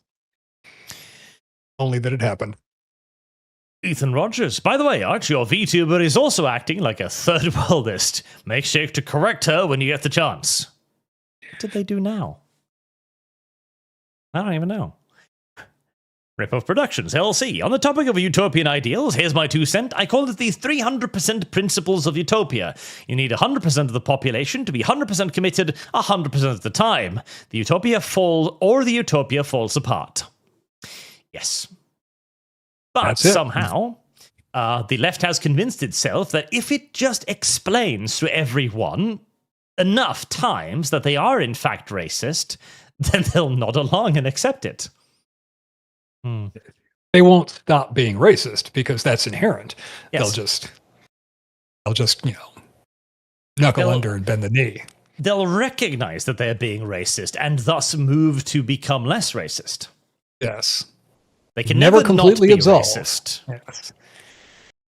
You can only take on the weight of the sin and grovel for it. Ardent Blade, the flaw in liberalism is its lack of a higher authority. Liberalism under Christian value is disciplined. Liberalism as a religion has no virtue. We do need something totemic, yes, but honestly, the principles of liberalism could be made into totems in their own rights. Even things like freedom. We must understand that our freedom can exist in context with other people's freedoms as well. And that in and of itself could be a fine argument for why I'm allowed to tell somebody to go fuck themselves if they're being an idiot. Yes, well, the holy trinity of freedom, obligation, and responsibility.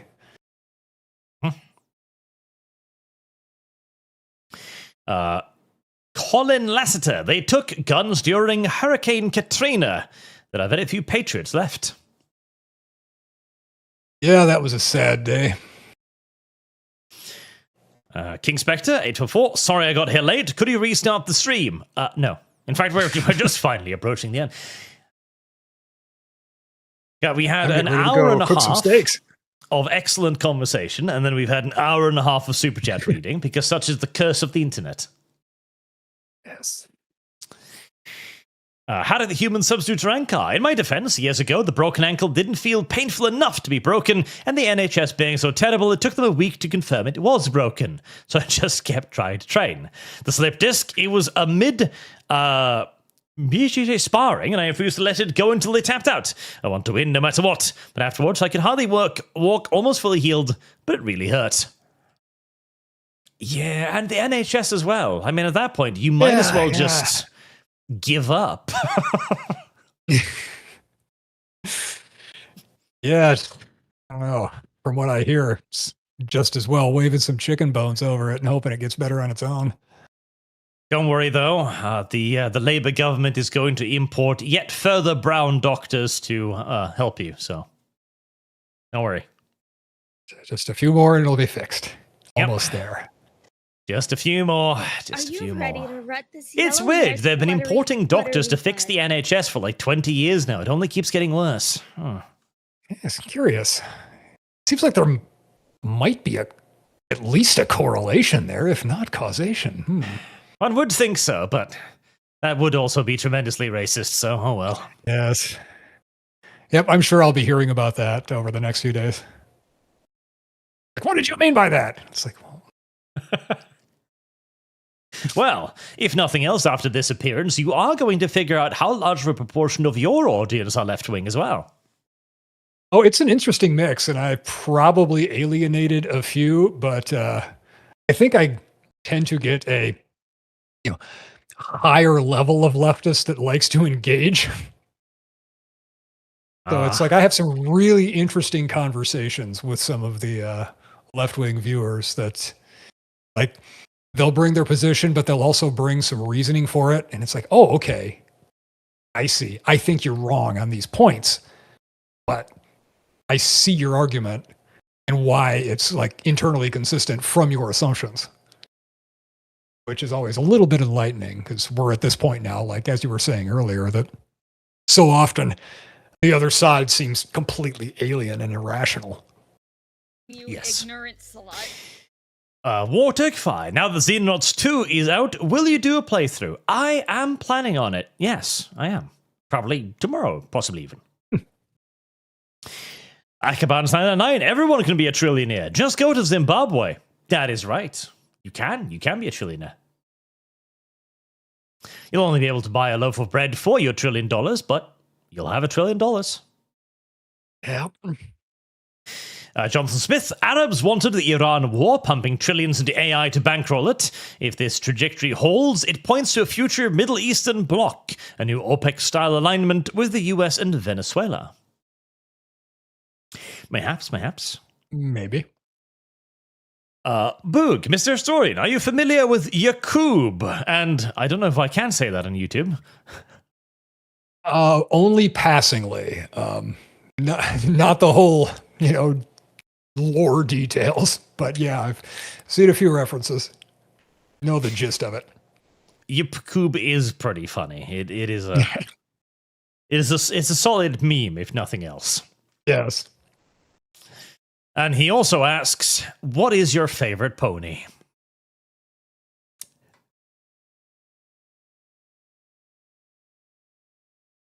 I am at a loss. There you go, Boog. No ponies for you. Jonathan Smith, the only feasible socialism that can be truly implemented is don't do that, YouTube. Don't scroll, you little... I fucking hate you. Is corporativism, a merging point, a place of equilibrium and justice with respect for collective interests. Benito Mussolini's Testamento. I mean, at least it'd be more effective than the current version. Yeah. I can't remember who it was that once referred to fascism as practical socialism, but there's some grain there that... It absolutely is. Like, personally, I do kind of subscribe to that idea because the entirety of socialism is based on a series of assumptions that just couldn't ever happen. Whereas fascism looks upon all of those and goes like, okay, that's fucking stupid. But how can we make the core points still work? Which is why Hitler quite famously said that he is socializing institutions rather than people. Yep. And anyway, I'm not going to get into that again. Alex Adamson, I'd recommend Godbro's works. His Whale Riders, Emily Bronze, and Drop Pod Green series are all up in audiobook from on his channel. Also a good choice of guest if you can get him guest choice. Lord Commodore Spartan, I shall second the Godbro guest spot. I'd love to hear your thoughts on Veil Riding, the TTRPG system built for it. Maybe. John Smith, fascist, you're doing socialism wrong. Communism, you're a reactionary. Can we end this fight over a failed ideology that's killed millions? No, we just got to keep going. Yep. It's not going to stop now. That would be quitting. Yes. We're so close. Quitting is betraying the revolution. Enigma, but deporting sea people is racist. Someone before the Bronze Age collapse. Armin Pax, I don't know why you, Arch and Sargons, think that Trump has poorly when Epic Fury succeeded in his goal in wiping out Iran's evil leaders and army, so they will never be a threat again. I mean, the problem is that the nukes are the threat, and they've already shown they can launch shit, and I don't think this will really do anything with their nuclear program, so... Yeah, it's a very high-cost, short-term suppression that's going to... Like, they're going to start recovering almost immediately after the continuous bombing stops. I bet they have a lot more stashed away in some little mountain caves than anybody suspects at this point, too. It's not like this came out of nowhere and caught them off guard. They've been kind of expecting this for a long time. William Sova. Hello there, Arch and Historian. Have you read the sci-fi tank series Bolo, the work of Yosuke Takashi? We are getting a lot of Bolo recommendations today. Yes, clearly I need to move that up a little higher on my list. Finally get to it. Clearly. Eldritch Saga, justifications aren't considered, only obstacles. Jackson, thanks, Farrell, for doing this. This is cool. It is cool. It is. We're finally seeing the end of the light at the end of the tunnel. The Sober Viking, is the historian familiar with the alt-right playbook? I have heard the term, but I am not familiar with the details. It is one of the left wing's Bibles. It's a fascinating video series. Might have to check that out sometime when I'll put it on in the background when I'm, doing something that doesn't require the use of language, like painting minis or something. It was a fascinating thing to go through for a video because it taught me a lot about how the left viewed us, and a lot of it will be quite incredible to you. Like, for example, the fact that the left's base assumption is that everyone not on the left is simply just a liar. Which is a great way to start a conversation, of course. Yeah, that's like, okay, then I guess we're done here. But then again, I've said on more than one occasion that communists come in two flavors, naive and lying. So I guess I can't be totally judgmental on that. Amon Pax, the only problem left is the straight, which is left. Okay. Is Asia and Europe's problem? You gotta stop watching so much BBC News, because they be lying. Well, the straight is a pretty large problem for oil, which is a compounding issue. Yeah. And finally, Blaystone. Socialism and feminine behavior in institutions of authority only works in the nuclear family. Anything bigger and both of them collapse. Homestuck's fun, and would recommend to Mr. Ferrell for a laugh and view into Gen Z mind whilst growing up. Okay, I have to look into that. And with that, I think we are actually through everything. Nice. Okay. Well, thank you, everyone, very much for watching today. Thank you for your very generous donations, as always. Thank you. And thank you, Farrell, for coming along and having a wonderful chat today. Oh, yeah, it was good to be here. And definitely check out Feral Historian's YouTube channel in the description below, and his upcoming book as well. And with that being said, have a good night, chat. Take care, all.